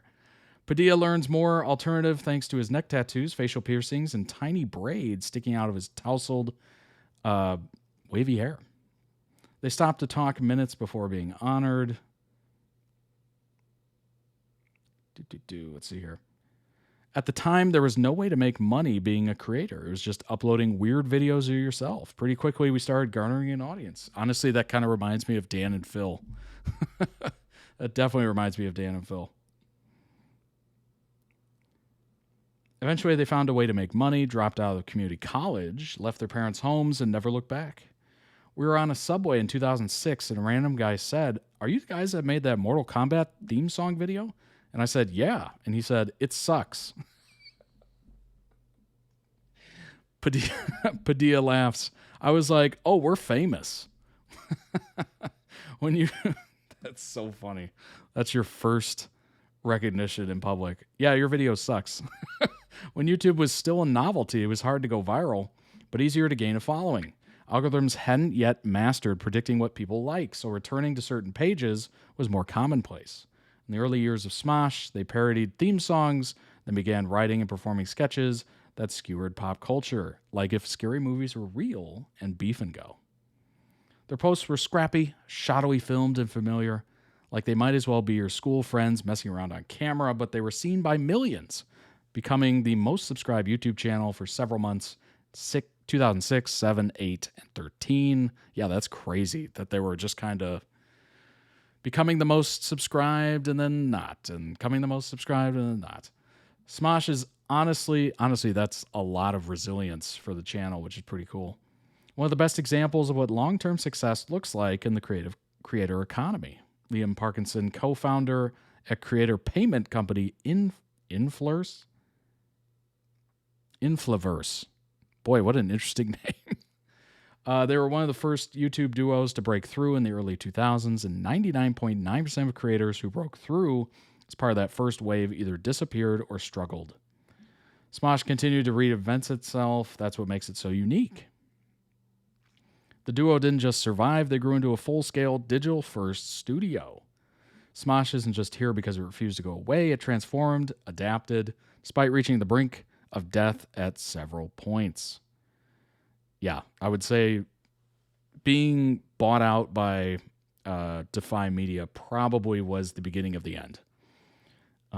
Media company Alloy Digital, which later became Defy Media, purchased Smosh in 2011, which was a nice payday, of course, for Ian and Anthony, to include a variety of content, including animation and gaming videos. Smosh's then president, Barry Bloomberg, told Deadline in 2013 that the brand's viewership increased 40% since being acquired. In 2015, Smosh expanded beyond just a duo, hiring cast members to appear in sketches. They later started a web sitcom called Part-Timers and a live sketch show called Smosh Live, launching multiple web series through the years, developing into a full entertainment company. Let's see. Sometimes when ownership changes hands, you can become sort of polarized from your audience. Smosh created a whole branch of different channels, Smosh Games, variety of other things. As the demographic gets older, they're looking for different types of content, things that will resonate with them. Obviously, as people get older, their tastes change and the videos change and their desires and videos change. What Smosh did worked, though it had consequences. At a time when other channels were still figuring out how to survive, Smosh branched out and identified new trends like gaming and tried to conquer them. But as joining a larger media company like Defy helped them generate buzz, they lost some of their lovably scrappy foundation and a co-founder. Need to be doing what makes me happiest. Anthony Padilla left in 2017. Creative freedom, wanting creative freedom. Yeah, honestly, he probably was just tired of having to answer to anybody. I've been holding on to these memories and hoping that someday Smosh would be like how it first started, before Smosh was a brand owned by a company. And I had to come to terms with the fact that Smosh, being part of a company, has put all of my creative decisions through a filter of what's appropriate for the Smosh brand as deemed by the company. Yeah, giving up creative control to your channel is... I don't know how you would stick around, honestly, because, you know, running it, like, you are the filter. You decide what's happening, what goes on it, etc. Maybe you like to be a little loose with your rules and stuff like that, and they're just personal rules. You don't have to, you know, justify it to a board of directors or a CEO. You are the CEO. Like, I could just imagine that being a nightmare. Like, if you've ever been part of a company, you know they have policies and legal rules, and you answer to somebody who answers to somebody who answers to somebody. And, you know, you have an idea. It might get filtered out immediately. It might get filtered out later. It's brutal. It is absolutely brutal, especially if you're part of, like, a creative group. I need to be doing what makes me happiest to wake up each morning. Right now, that for me to do things on my own again with complete creative freedom. Yes. Make whatever I want, whenever I want. Absolutely. Hopefully earned a good amount of money from it, at least.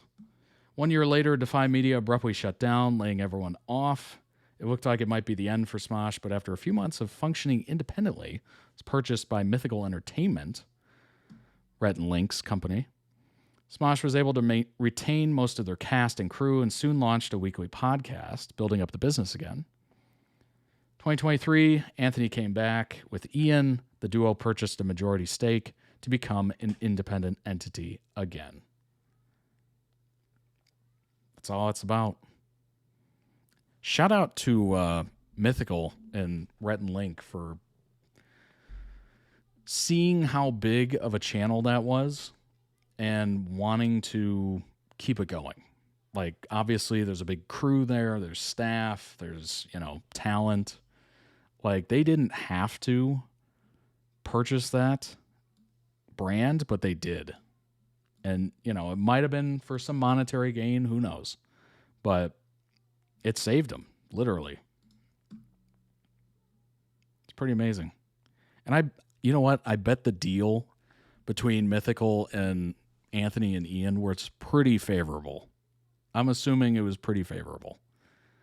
I don't think Rhett and Link would screw over Anthony and Ian at all. So that's really cool. That's really cool. That's like, you know, YouTubers sticking up for other YouTubers. That's great.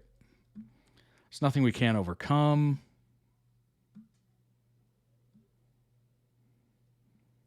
Yeah, that's really neat. That's so cool how they came back from that. They survived. Smosh Games, the ultimate YouTube games channel. I recognize some of these people. Is one of my most favorite YouTube channels of all time. I'm here today to praise its greatness. Launching in 2012, channel continues to release many videos associated with all things games, role-playing, Wii, board, Nintendo Switch, you name it, they got it. One of my favorite board games to watch on this channel is Secret World War II Baddie, is what I'll say on YouTube. Though at first the rules seem a bit complicated, the cast of Smosh Games do a great job of making it simple to understand. Before play, each player or person is secretly assigned one of three roles: liberal, fascist, or World War II baddie. Not knowing anyone's identities, players are set to competitively enact liberal and fascist policies It is a game of trust, betrayal, and deception. Very interesting. Very spicy. That is a spicy game. Try not to win, possibly one of their most stupid ideas to date. Try not to win is exactly what you think it is. One of their videos, try not to win Mario Party 64. Some of the cast battle it out against each other not to be in first place. Yes, it sounds a bit stupid, but it's very funny. Obviously, we just watched something very similar to that. With so many videos to choose from and so many new ones being released constantly, I honestly think that absolutely anyone would enjoy at least something on this channel. Yeah, I would say so. Probably, yeah. Dungeons and Dragons being a fairly new addition to their channel, D&D is a fantasy tabletop role-playing game that 5 of the Smosh Games cast play together. 9 episodes to watch, though being fairly long and very entertaining. I didn't know much about D&D before watching it, but now after watching all 9, I've come to appreciate the effort and skill that goes into playing it. Trivial Pursuit, that's a classic. Classic. Put their own funny twist on a very classic board game. In the normal game, the board is shaped like a 6-spoke wheel. Yep. Players move around the board with the intention of collecting a wedge from each of the wedge-marked spaces in order to return to the center to answer a final question. Yep. In the Smosh Games version, though following very similar rules, in order to collect a wedge, the player answering a question must make the person asking a question laugh. If they succeed, they get a wedge. Very simple twist, but a very funny one indeed. That's funny. Smosh Games is my comfort channel. Do you all have comfort channels? Channels that you watch when you're, trying to be quiet or enjoy quiet night in or anything like that? Let me know. There's some more out there just waiting to be watched. Monopoly Cheaters Edition. That sounds hilarious. The Game of Life, Sims 4. I mean, yeah, absolutely. Them playing Sims 4 is probably hilarious to watch. Smosh Mouth, a podcast for anyone. Official podcast of the wildly popular YouTube channel Smosh. Being one of the largest sketch comedy brands on the internet, comprises of the channels Smosh Games, Smosh Pit, now Smosh Mouth, podcast channel. Channels are some of the most popular on YouTube with over 46 million subscribers and over 16 billion with a B views. Originally named Smosh Cast, the podcast had over 80 episodes. First episode being February 2019. Last episode being May 2021. The channel reemerged as Smosh Mouth in 2023. I've never listened to a more random and bizarre podcast in my life.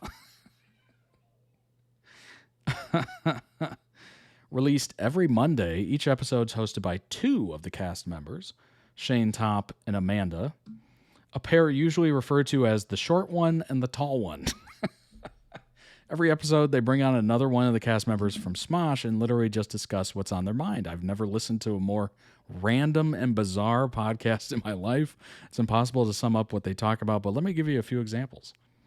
Reading Reddit stories is one of my favorite, as they read and discuss some of the most outrageous stories on the internet. The episode where they discuss the worst jobs they've ever had was also very entertaining, as they mostly complain and share relatable stories about working in customer service. Yes. Oh my gosh. The stories that come out of that world is just crazy. I've said it before and I'll say it again. I think everyone should work a customer service role at least one time in their life. It could be for a week. It could be for a year, however long you want. It is eye-opening. Very eye-opening.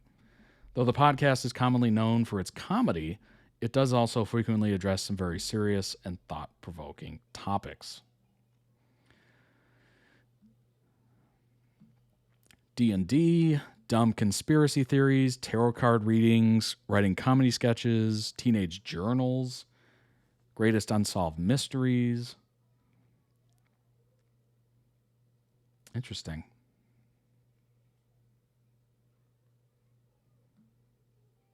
They brought on Keith Leak Jr.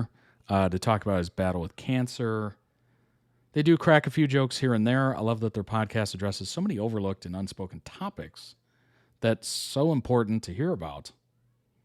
Others include pressures of social media, struggles of dating, etc.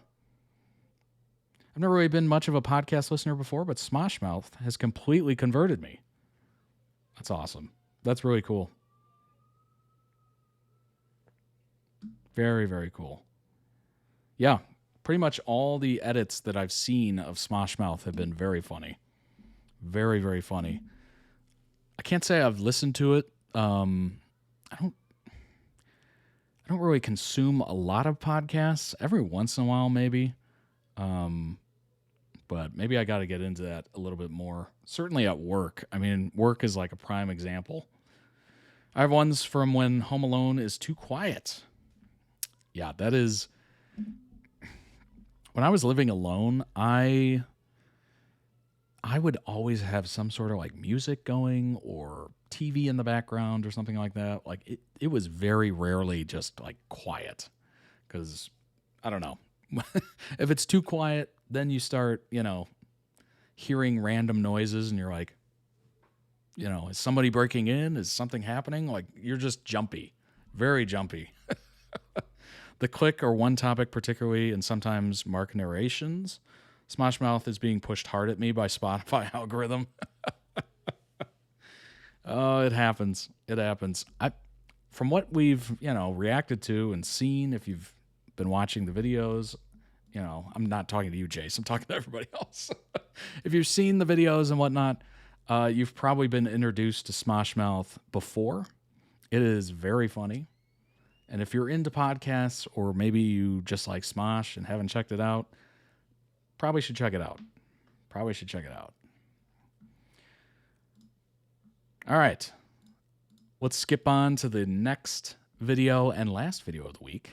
It is GMMTV artists being a mess. TikTok compilation 1. This was posted 2 months ago.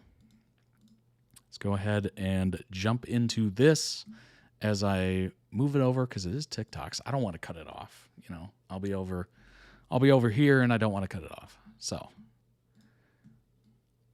move it a little bit. That should be good. There we go. Perfect. Let's get into it.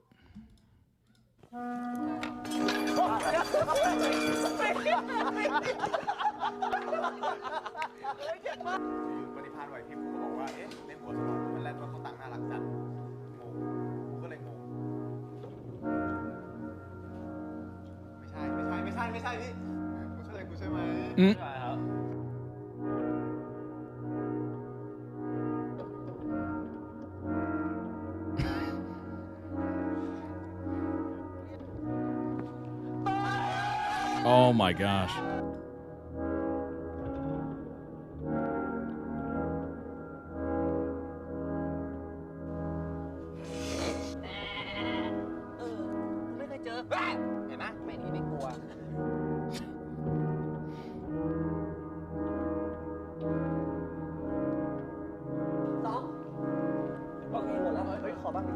The wiki feet entries of GMMTV must be off the charts.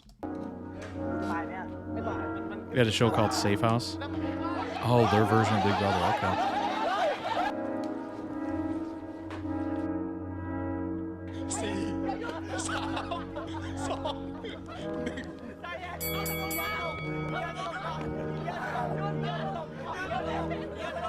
Definitely some reality TV vibes to it.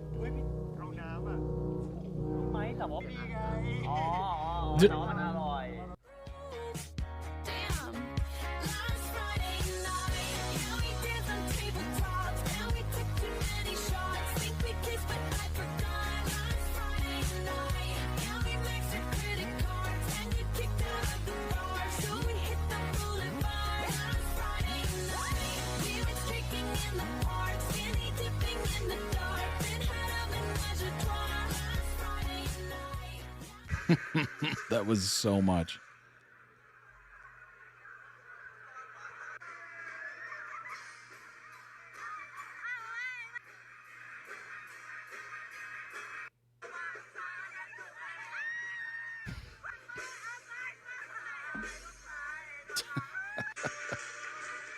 Oh.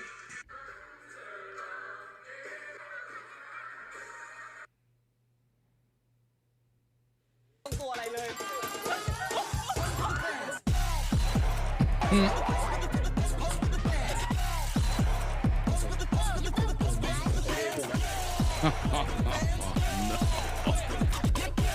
Staff outing day.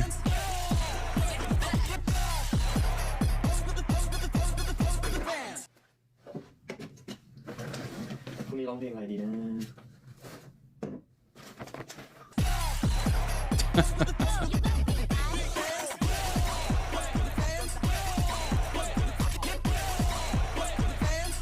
Famously clumsy. Oh my gosh. This is so funny.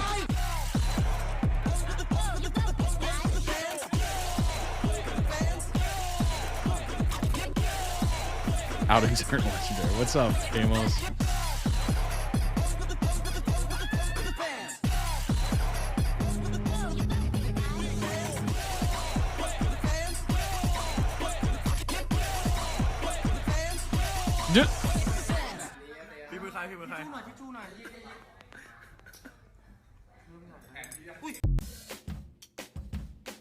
Oh my gosh. The fact that that video was that long is crazy.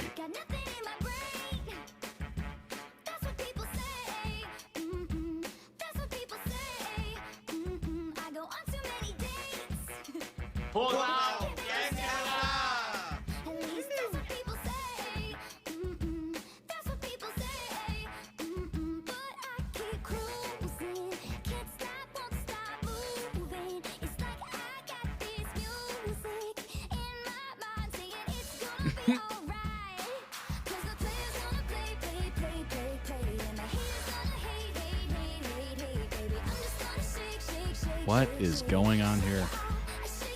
Some sort of beauty pageant of some kind.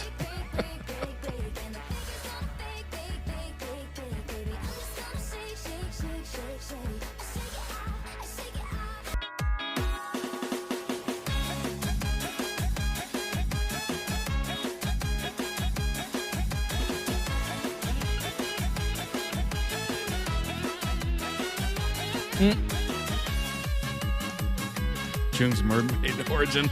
I was just thinking that. I was like, wait a minute, is this the famous mermaid?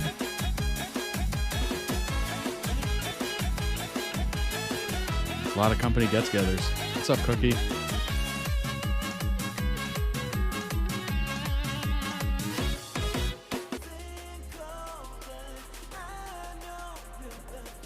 I will say this. They seemingly have a very fun company to work for. You might be a little overworked with how much they expect of you, but they make up for it. Definitely.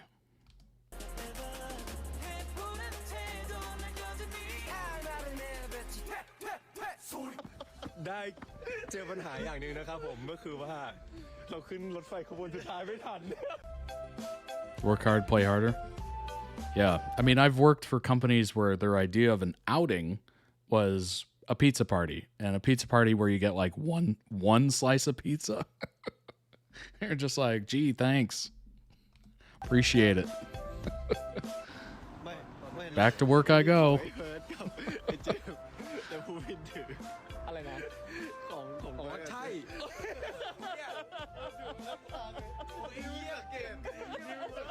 ผมว่าเมื่อกี้นะแท็กซี่พี่เพิร์ดจริงเพราะเมื่อกี้พี่เพิร์ดเขียนมาบอกว่ากูถึงละเอาเหรอ 3 a.m. train.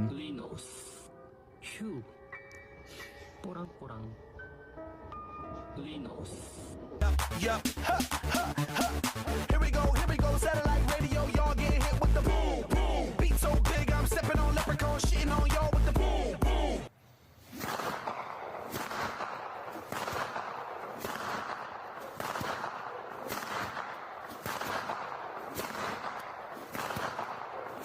Oh my gosh.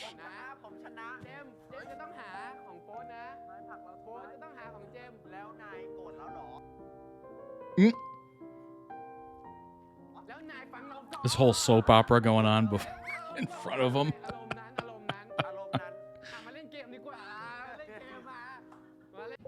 ก็ไม่ว่าทุกคนจะชอบหรือไม่ชอบจะติหรือไม่ติขอบอกไว้ตรงนี้ Always injuries at staff events? That's wild.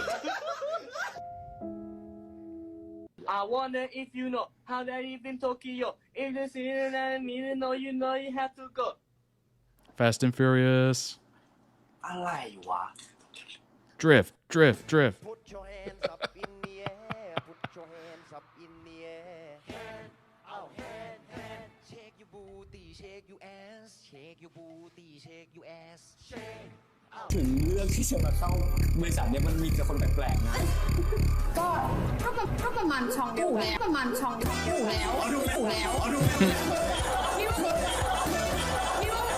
มาถูเฮียมาถูเฮีย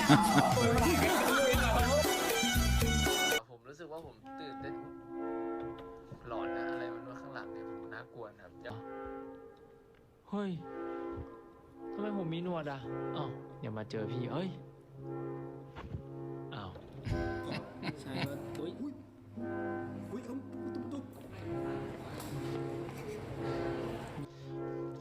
ผมมาโปรโมท Sammy found her people. วันพรุ่งนี้นะครับวันพรุ่งนี้ถ้าใครเฮ้ยมันมีหนวดได้ไง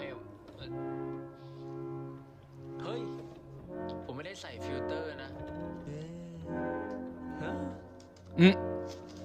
คุณสกายคุณมีปลานะเมื่อกี้คุณมีปลา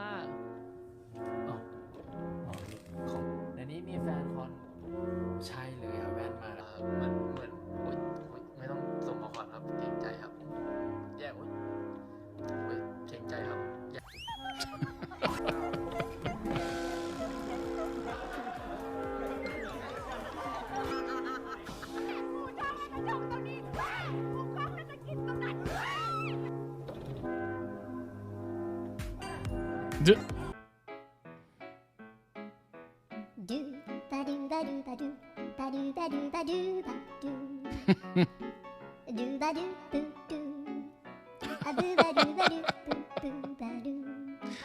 Oh my god.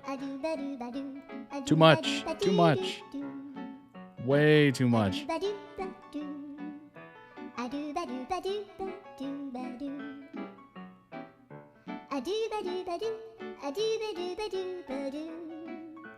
Somebody take the knife away, please. This is just dangerous at this point. ไปดูได้ที่ไหนเนี่ย Let me tell you. Tay was literally cutting with a thumb. What? And you search on YouTube and you go CANDIPATE.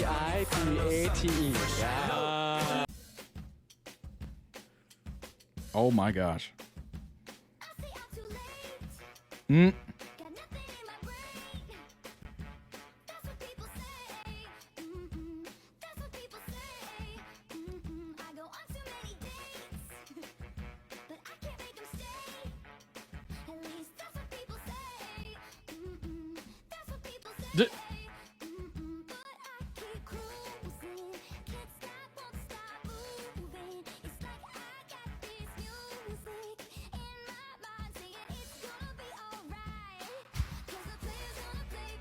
You know what's funny? I'm watching this and I'm like, could you imagine being like a roommate or, you know, whatever for one of these artists and they come home just caked in whatever every single day or couple days of the month and you're just like, what happened? And they're like, work. Work, you know. Same old, same old. Don't ask.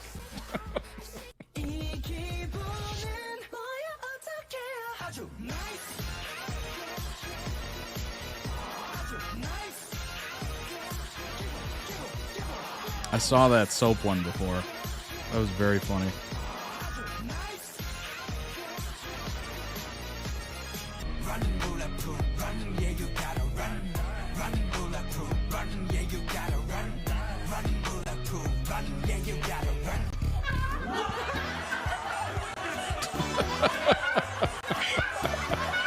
Eat a 2-week-old unrefrigerated pie. Long ways to drive.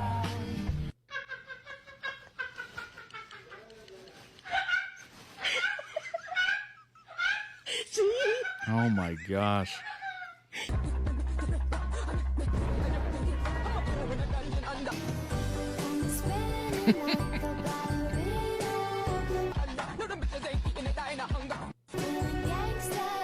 Just vibing out.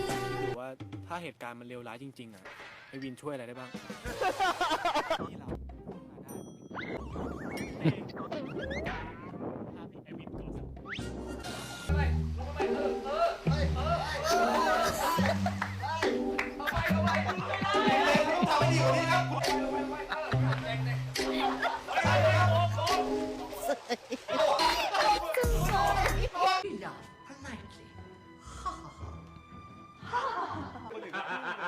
กูหวังว่ามึงจะทำสิ่งที่ชอบ น้องครับปิดเสียงโต๊ะเบอร์4นะครับ ก็แบบมีแบบไม่เข้าใจกับ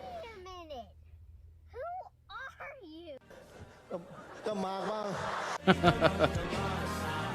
ก็มาบ้าง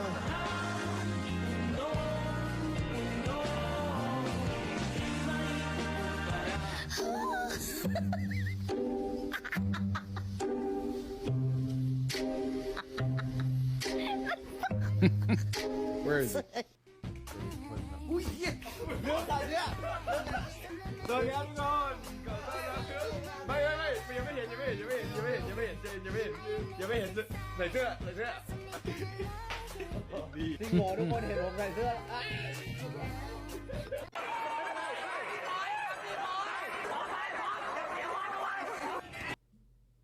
It must be around 4 hours. It is. It is indeed.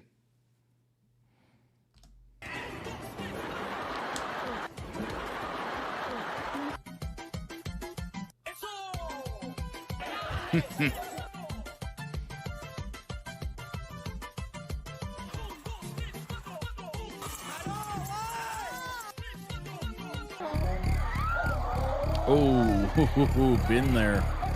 Been there.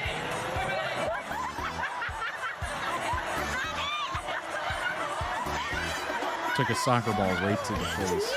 Right to the face. Instant bloody nose.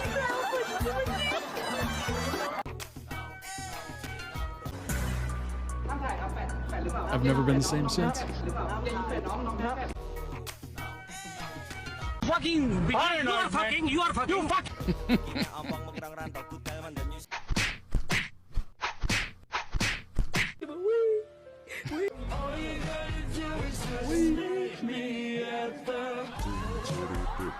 Bajing kacapit ku bulu pare seseget na cing ciripit tulang bajing. Get by with a little help from our friends. Dunk with a little help from our friends. Oh my gosh, that was chaotic, to put it lightly. Very funny. Honestly, the favorite part of that was Tay being absolutely clumsy, and the fact that there's so many moments of it, that there's a long compilation, and then there's more after that compilation, was insane. Insane. That kitchen scene gave me nightmares. Oh my gosh.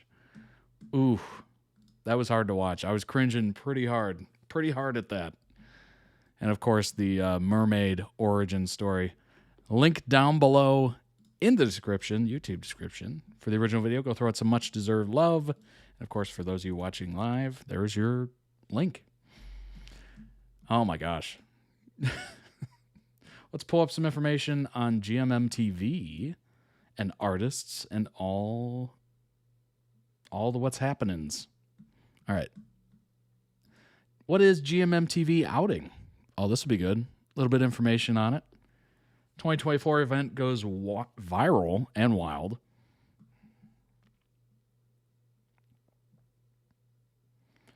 Artists headed out for a fun day out.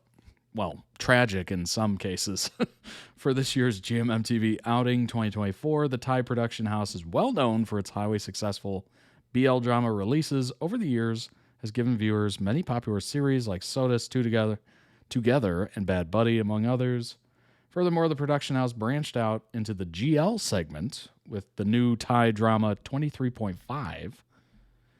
which became an instant hit among fans. Aside from that, GMMTV is equally popular in other segments, as they produced F4 Thailand, Boys Over Flowers, and Beauty Newbie, Thai adaptations of popular manga and webtoons. Apart from the vast catalog, GMMTV continues to launch several talented artists. It's also home to some of the biggest names in the Thai entertainment industry. Every year, GMMTV honors the hard work of the artists with the GMMTV outing. At least one actor is a doctor, another is a vet. They can deal with the boo-boos. That's pretty cool.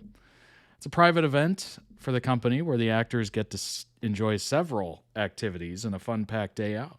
The artists are also joined by the producers, company staff, rest of the family. Stars also share a sneak peek of their shenanigans with regular updates on social media from their outings. Honestly, it's such a smart idea. You have all these famous pairings and people, and obviously they have large social media presences and whatnot. So to create this, like, not secret, but this private event that you can bring others into through social media and have all of them together and see different interactions you don't see usually, like, that is amazing. Like, clearly that's going to get some clicks. Best moments from 2024. This year's outing was fabulous. The event quickly took over the trends on X, formerly Twitter. Here's a look at the best moments. Jung is a mermaid. Yes, we have discussed this. We have definitely seen this. Oh my gosh. There you go. Pluto series, here they come. Ohm definitely stole the show with this pool. Oh my gosh. What is that movie called? Fast Times at Ridgemont High? Is this like the Air Successor? Air Successor? Excuse me.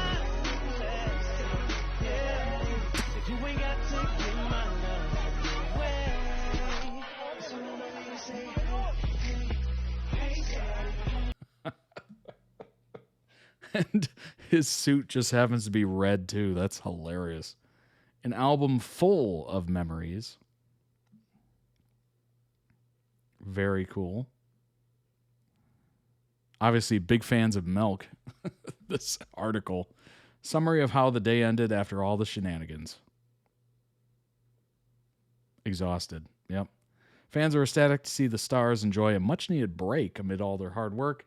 Meanwhile, fans can check out GMMTV's ongoing Thai dramas Only Boo, We Are, and Wandi Good Day. Nice. Very nice. Safe House. Oop, dang, I did not mean to zoom in on the 8.3. Safe House follows the lives of 8 GMMTV artists morning to night as they live under one roof and compete to win a grand prize. So that's kind of like the Big Brother show, huh? Interesting. Very, very interesting.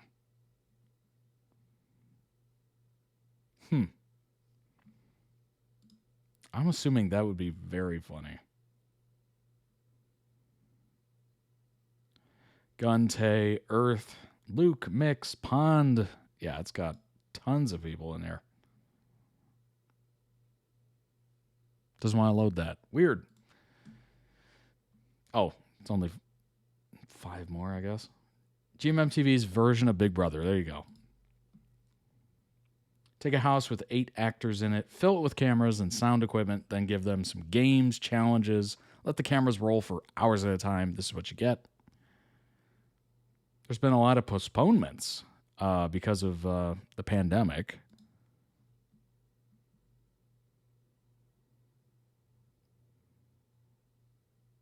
There was no drinking, no artificially created drama, no showmances.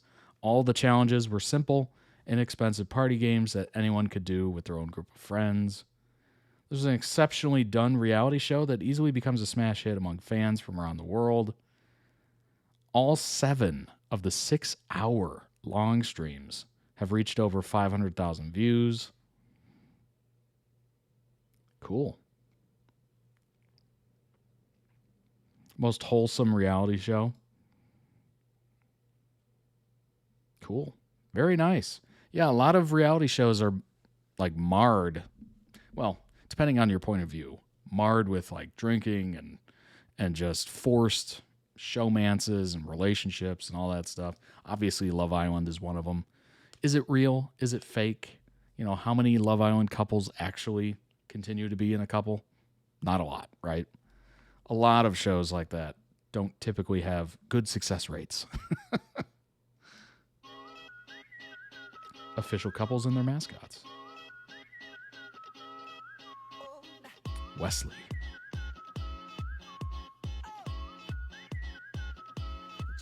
I like that one. Oh, that one's great. That one's adorable.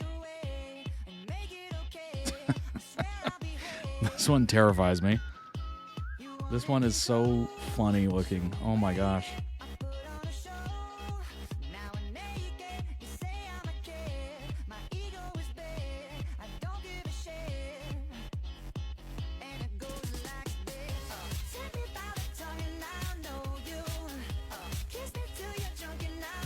Definitely seen that one a lot.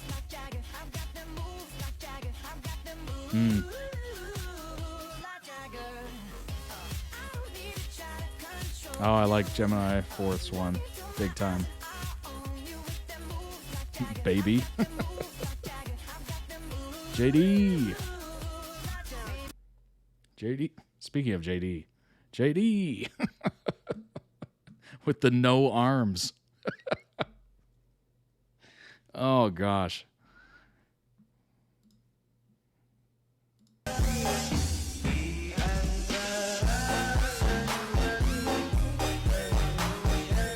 New mascot.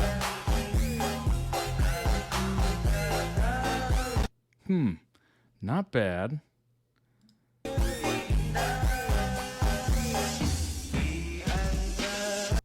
I like it. The eyes. The eyes are awesome. Really cool.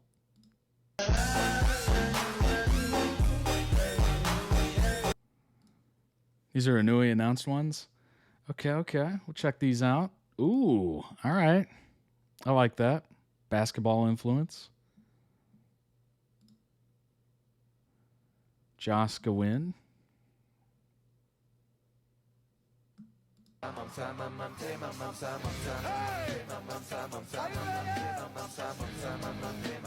Interesting. Not too bad. Not too bad. Mark Ohm's mascot baby is finally here.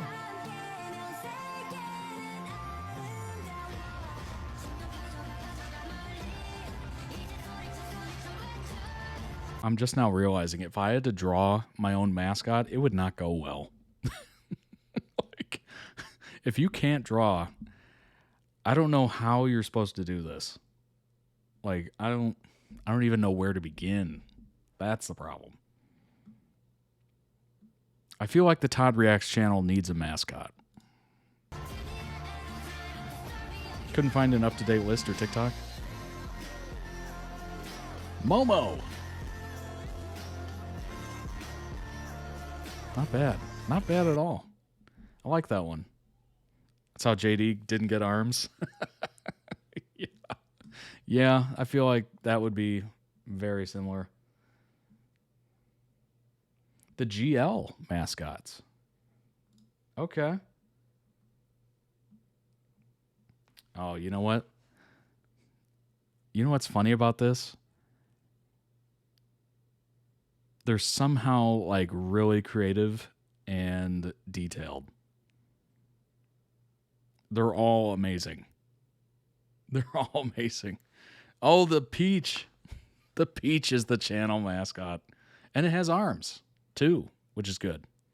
So many of the actors have artistic talents. It's ridiculous. Yeah. Oh, my gosh. Like, we're looking at 3 of them right here. Like, this is all good.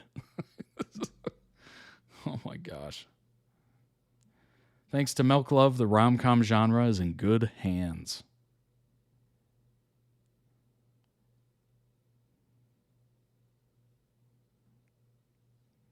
That's awesome. Those look so good.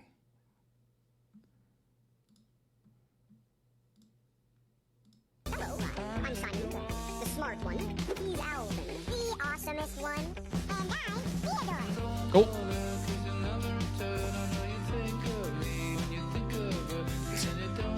What just happened? Good grief. Somebody get control of the mascots, please. We need a mascot wrangler. To be fair, most of them created their mascots without the knowledge they would actually get a life-size version. Oh my gosh. That's so cool.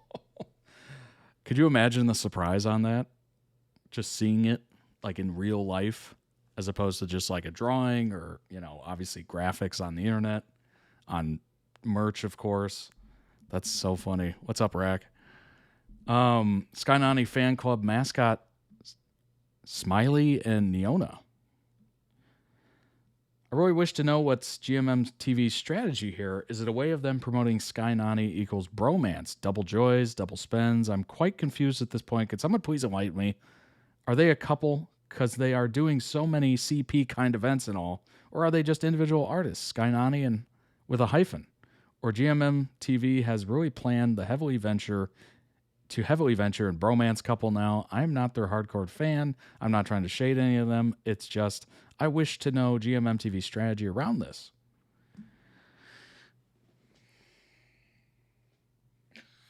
Oh my gosh. That was like a paragraph for one question. That was something. That was absolutely something. All right, here's Smiley. I like it. Very cool. Daytime, nighttime. Got the jammies on. Whoa. Whoa. Whoa. The difference is wild. I was not expecting the second one, to be honest. The second one caught me by surprise. Very cool. The personality is off the charts. Call these mascots twins.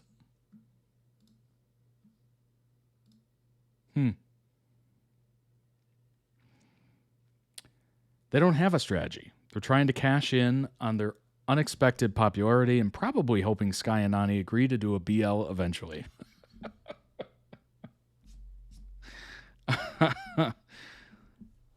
Somewhat cynical view, but, you know, it is business.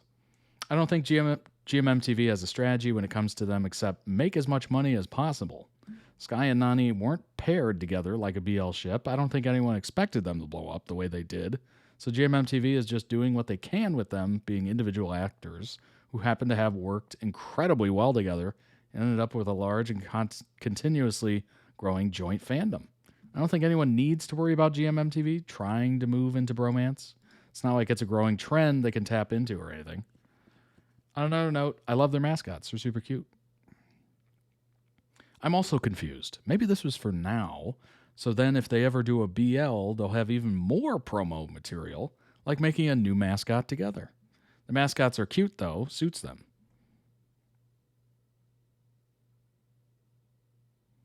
Also, just saw this tweet. Shows there's more to this than we can see. Shadows and a red string.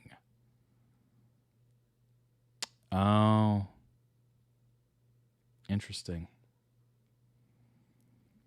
Smiley has Neona's shadow, and Neona has Smiley's shadow. And like the background color?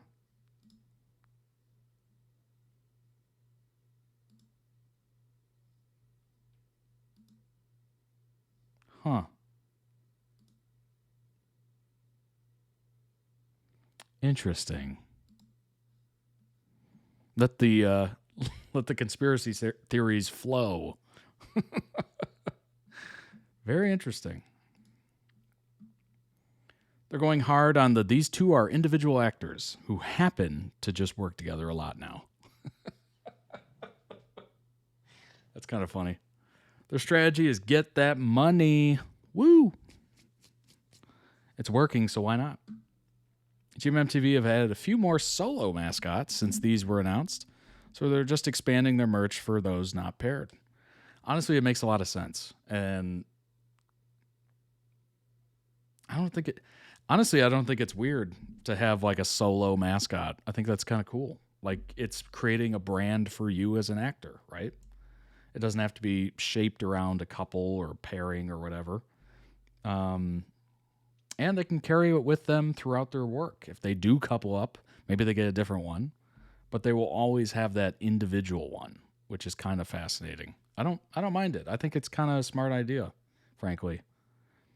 So as someone who's been following them for at least 3 months, a veteran over here, I think the goal here is to move like BKPP in a way, joint massive fandom, but keeping themselves as separate entities, wanting to work together. This is not a strategy GMMTV have ever done, but they also never had to deal with two big names with already established fandoms blowing up in their faces this way. Well, I mean, you know, you got to be mobile. You got to be agile. Work towards where the fans are. Not the rainbow for the bromance ship.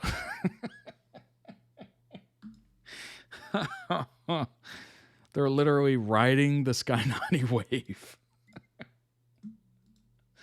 I'm dead. Some of these comments are funny. GMMTV obviously trying to cash in ASAP, but it's clear that both Sky and Nani aren't ready to be a couple yet. Or will they ever? So this is the best course of action. I don't mind either way. That being said, I love how they designed their mascots.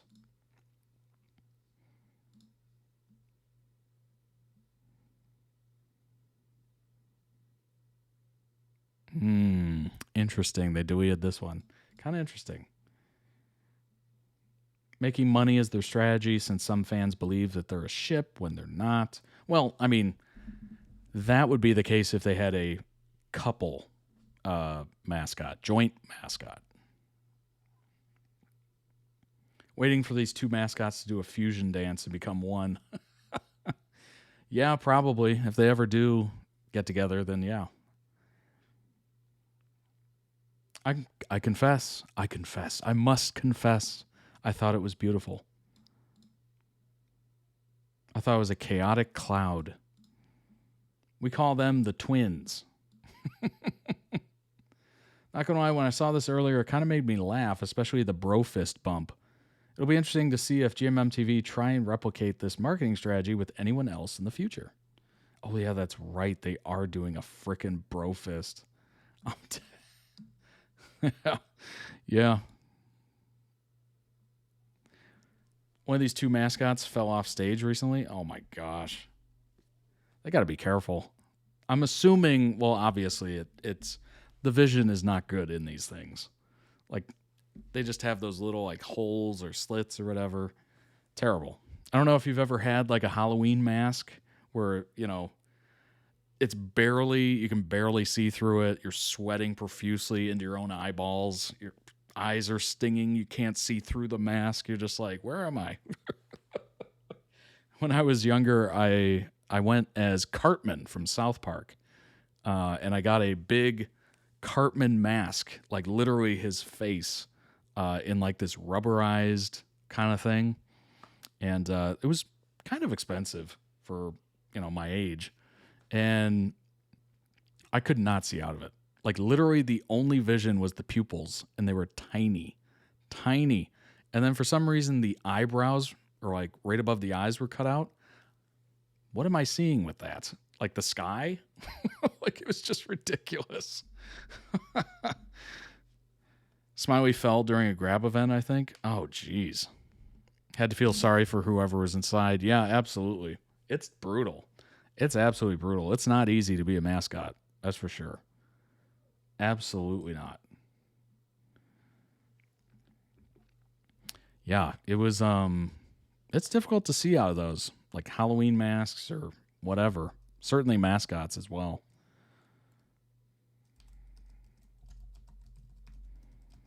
Let's see if I can find it. Oh my God. Oh gosh. Nowadays they're like very like yellowed because they're just old. Oh my gosh. Oh my gosh. This was it. So the little pupils is how I looked out of it. And then also there was like these cut out like eyebrow slits. Although it's not the eyebrows. These are the eyebrows. So I don't even know what this is. But look how it's yellowing. That happened to mine as well. Oh my gosh. It's crazy to see that. I probably had that in like middle school. Yeah, middle school. I was probably 12, 13. Yeah, it was so difficult to see out this thing. Good grief. And I was sweating like there's no air coming into this at all. Through the eyeballs, I guess. Oh my gosh.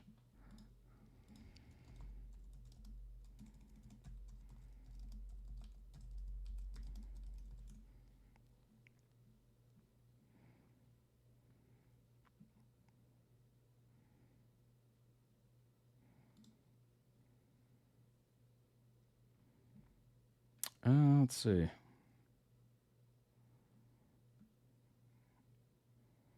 I don't know if I can find that specific fall. It's too bad. One of my upcoming TikTok videos will be mascot chaos. Ooh, so you have that to look forward to. I do. I absolutely do.